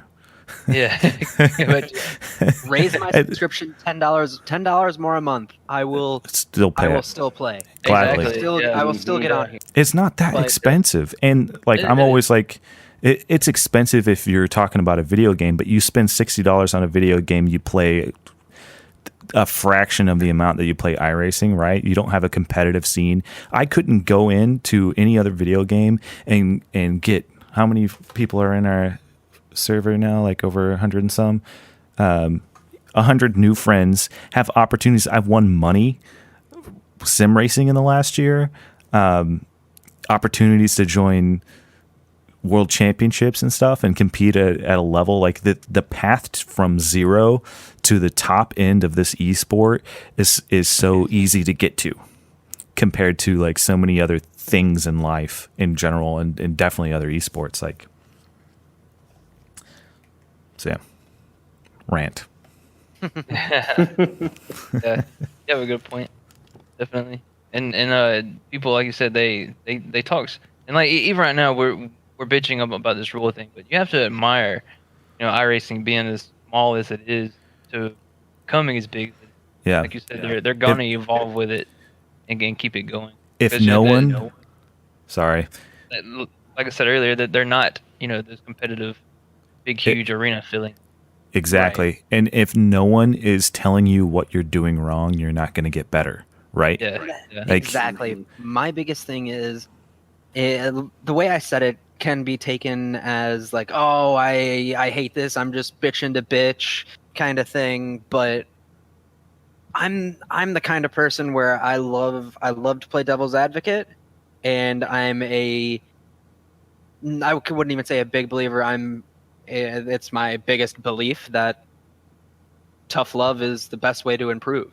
Yeah. Yep. And if you're not going to tell me that I'm making a mistake, then I'm not going to improve. And the same thing with iRacing. You can only you can have blinders on something. Yeah. There. And we're bitching about it because we're passionate about it. Yeah. Right. Yeah, we want to see it fill arenas. We want to see it on the same scale as Counter-Strike. That would be freaking awesome, and I think it very well could. I mean, as much exposure it's getting now from like especially on the NASCAR side with Dale Earnhardt Jr. talks about it a lot. Steve Letarte, like all these big name people in that real world talk about sim racing of how it's changing the game. Take William Byron. We've all heard of him come from iRacing. It's a huge deal. That is, and I think it could be potentially become much more realistic, so much more immersive. You could use it as a breeding ground for like similar to RX Academy is for the FIA stuff. Like you could you take drivers from there. You could take drivers from sim, just like Joni Heikkinen, Tommy, put them in real cars, and then there you go. They're taking off with it. So I was listening to. I'm a weird guy who listens to like motivational shit on the way to work. But I was listening to Gary Vaynerchuk's podcast like a month ago, and he had Gary V. Yeah, Gary V. What up? He had the VP of marketing for NASCAR, like some marketing people from NASCAR, and they brought up iRacing, and Gary goes on this rant, and he was like, there is no other sport in the world with the capabilities of sim racing, like from sim racing to real life racing. Like, you can't go play Madden and then become a football player, but you can jump on iRacing or one of the other sims, and there's a path to a real life ride, right? Yeah. A career. I'm super glad you told me that. That's exciting because Gary V is now a owner of a Call of Duty esports organization in Minnesota. Oh yeah, dude. Oh really? Yeah. Like how Overwatch has like the city teams. Like, right. They went to actual team, kind of like NFL did. Mm-hmm. Like Call of Duty just went to that, and he owns one of the teams now. Good. So if he sees potential in something, he's an entrepreneur. He gets on board. So if he likes sim racing, that is a huge deal to me because that man is smart. He predicts so much. He's so right about so many things. And he's on a different level mentally as far as business moves. That dude sees shit. So if he's excited for sim racing, that is huge. Yeah, I don't know if he's excited about it, but he sees the potential. Yeah. But if he got into it, that would be awesome. Oh yeah. Not even to mention like the being able to pull talents from the sim to kind of aid in breeding talents. The biggest issue with motorsports right now is no seats are being filled, and I think with the how to word this the low cost barrier to entry of sim race and the competition that it's able to produce. As it grows and as it's shown more on TV and getting more viewership and everything like that, I am very excited to see what it will do to the actual live events. Because for my own experience, I did the Daytona 24-hour race with the guys on Converge, and then the next week, Grid Kings. Were we Grid Kings back then? Converge? Yeah. I don't even remember. It was before. It was right before. But so yeah. And then I went to the race afterwards, and it made the race that much better. I was that much more into it. I enjoyed it more than I really thought I was going into it. I didn't think I was going to really be interested in it for the full 24-hour, but I absolutely was. I'm really excited to see if that really brings the seats back to the fans back to the race. To the real thing. Yeah. Yeah. I can totally see that happening. And like that's the perfect thing, because people are spending more time indoors, right? Millennials, and the generation underneath millennials are spending so much time indoors. They're not having kids. They're not, they're not going out and doing the things that the previous generations had done, because they have access to everything. The world is at their fingertips through their screens at home in the internet. So video games, and especially sim racing, I completely agree. I think it is a path to getting me out of my cockpit and going to a race. Like, I've been to more races in the last probably 3 years than I have my whole entire life, and I can't tell you that it's nothing but racing video games that have inspired me to go to those. Would you guys have gone to ARX if it wasn't for everything about iRacing recently? I would have. I was going to them before iRacing, before I was getting into iRacing. Like, I went to GRC when it was at Lucas Oil, which was right before. But I think a lot of the people that went, like Bobby, went there because everyone in the Discord was talking about it, right? Like, Connor was going to be there. We were going. Jeff was like, I'm in. Dude, when Jeff messaged me and said, I'm going to drive from Minnesota to Ohio, I'm like, you're going to stop and pick me up and stay at my house. And I was like, this is so cool. Yeah, now it's got me wanting. I mean, I've lived within 3 hours of Sebring and Daytona for the past 12 years now. And I finally went to go see my first road course race at Daytona. And now I'm even more excited to go to 12 hours of Sebring. That'd be awesome, guys. I love Sebring. So this is kind of going to be the unpopular opinion, and I'm a little ashamed to say, but I am not the definition of a racing fan. The race could be 5 minutes from my house with free entry, and unless a bunch of friends are going, I'm not. I'm not the guy that goes to races and to watch. I'm not the guy that watches racing on TV or anything like that. However, what a loser. Yeah, exactly.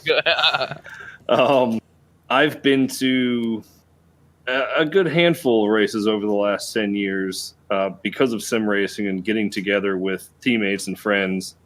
I went to the Charlotte All-Star race 2 years in a row. Me and my wife went down and got together with about 30 other guys from iRacing from all over the country. That's awesome. Camped out for a week, went to the races. I mean, it was amazing.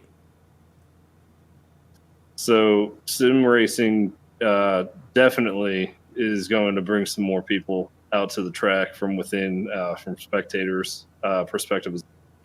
As like I said, I wouldn't go 5 minutes from my house, and I drove 700 miles to go to Charlotte 2 years ago. Exactly. We've almost been talking for 3 hours. That's crazy. I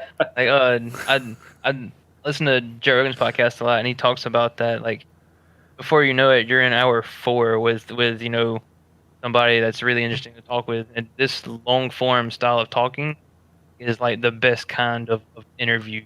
Because interview, you have short, very small talking point. This. But for this, it's an entire discussion this long. It's so awesome to be a part of. Absolutely. Well, I agree. I'm excited that you guys came on. Bobby, I keep talking about you in these podcasts, and I'm like, I'm going to bring Bobby in soon. I wanted to get you and Josh kind of separately, but this works too. But yeah, this is so awesome. I can't wait for the World Championship. I plan on doing an after show, and I don't know what's going to come of this thing. So what I want to do, and you guys can help me advocate, is after the race, maybe there's a little bit of a cool down or something, like an hour, or it could be immediately after. I just want to pull drivers in. Come talk to me and Terry. Like, let's go through the race. Let's talk about the drama. Let's talk about the wins. Let's talk about the loses, the pressure, the everything. Like, let's just dive in. Like, and if anything, it's just fun content for all of our friends.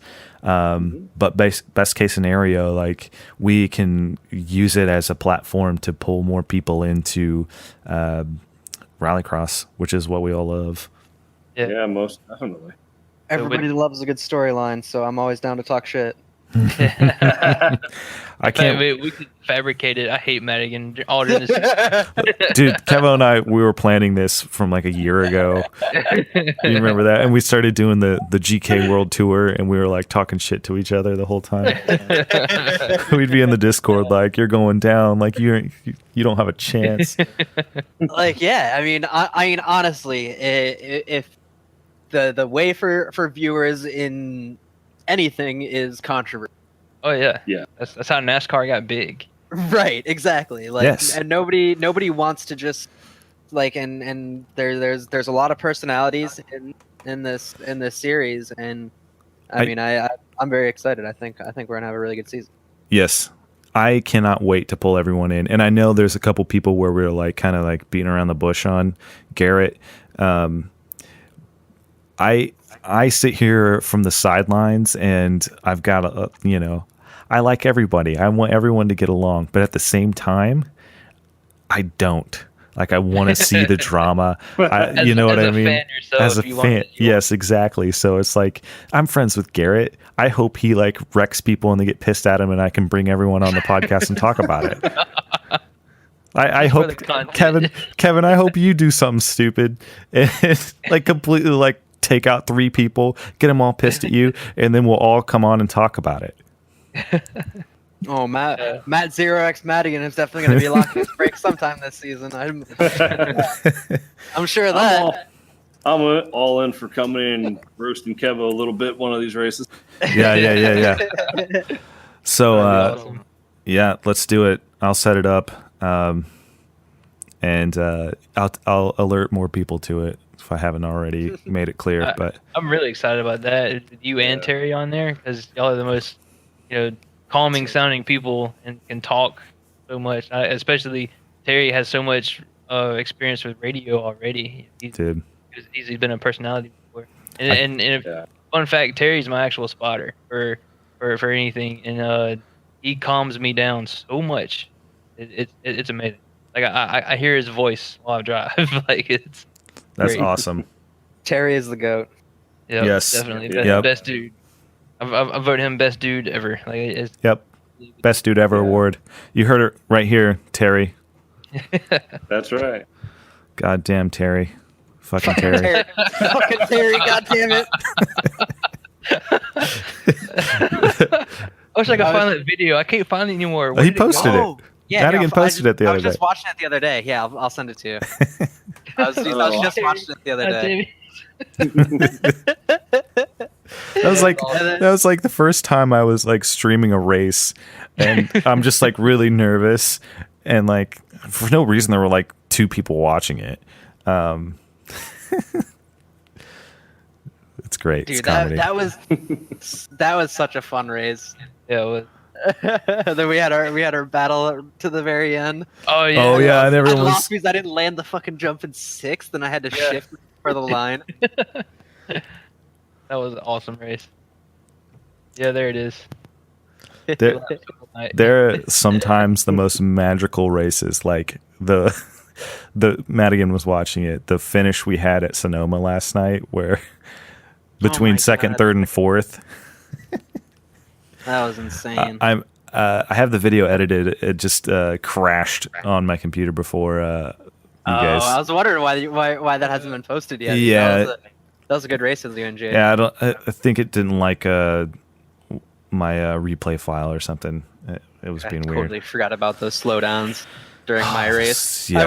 I went into turn 1, went to go for that normal line going up the piano.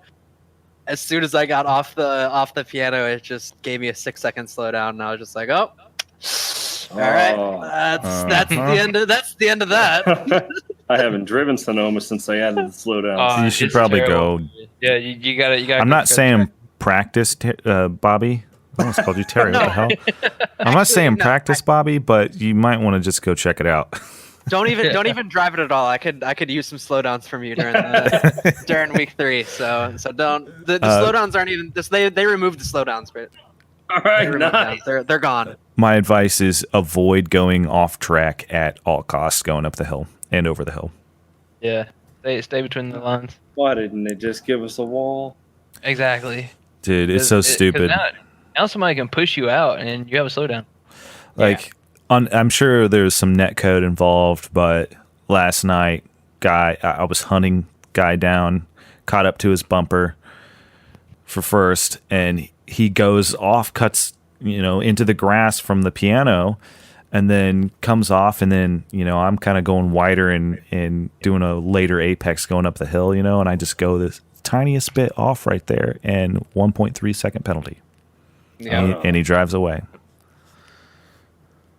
Yeah, I went from a 6-second penalty going up the hill, and then as soon as I did the dirt to tarmac transition, it went to an immediate 16-second post race. Oh. Yep.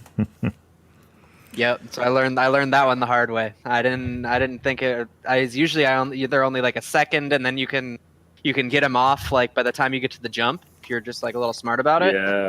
And that's exactly what I was trying to do, and then it just like immediately gave it. Race control flexing. I was like, oh, all right, that's how they're gonna run that one. Fucking lost to Schumann because of it. Oh no. Yeah, that's who I lost to too. I caught up too. Like I had to come from third, started third, got the horrible start on the outside at Sonoma. You know how it goes. Got past whoever, caught up to Schumann, and a stupid penalty. Fucking stupid. There's something I wanted to mention on here, and I kind of forgot all about it. So now that's on my head again. I just wanted to let everyone know that Reignition is going to have some big news coming up real soon. Oh, big news hype. Big news hype. It might actually come out before this is even live, depending on how long that takes you. Okay. But what? Hey, when is your news? When? I can't say that either. You can't say when. It's going to be before Saturday, though, right? Yes. Okay. Well, hopefully this podcast comes out before then. And your announcement. I ain't waiting until Saturday. Cool. I'm excited to hear your big news because I've heard that there's big news, but that's all I've heard is big news. When? I don't know. But there's big news. Yeah. Well, you kind of had big news. some bigger news earlier in the year, and then you had not so big news. Yeah, that big news didn't pan out. This big news has been big news that's been talked about and negotiated for a little over a month. It's good big news. Yeah, it's good big news. It's legitimate good big news. I'm excited to hear. Negotiation involved. Yeah. Yes. Negotiation. Terms agreements are nice. Yes. Yeah, terms, negotiations, contract, all is good. Big news. Well, I think over 3 hours is probably long enough. What do you guys think? Yeah. It's been a pretty good one. Yeah. This is definitely a good one. Yeah. I had fun. Thanks for coming on sure. and talking for so long. Hey guys, thank you so much. If you made it all the way to the end, I can't even believe it. 3 hours of talk and you listen to it. I think you deserve some sort of special reward. So thank you so much. If you don't already subscribe to me, subscribe. I'm going to keep this stuff up. I plan on doing a live after show. We'll see how it goes here. I'll try it this weekend with the first race and go from there. But yeah, I plan on pulling a lot of these guys in and chatting post race. So hope you enjoyed. Leave me some feedback, please, and thank you. And share what I'm doing here. Would really appreciate it. Thanks so much.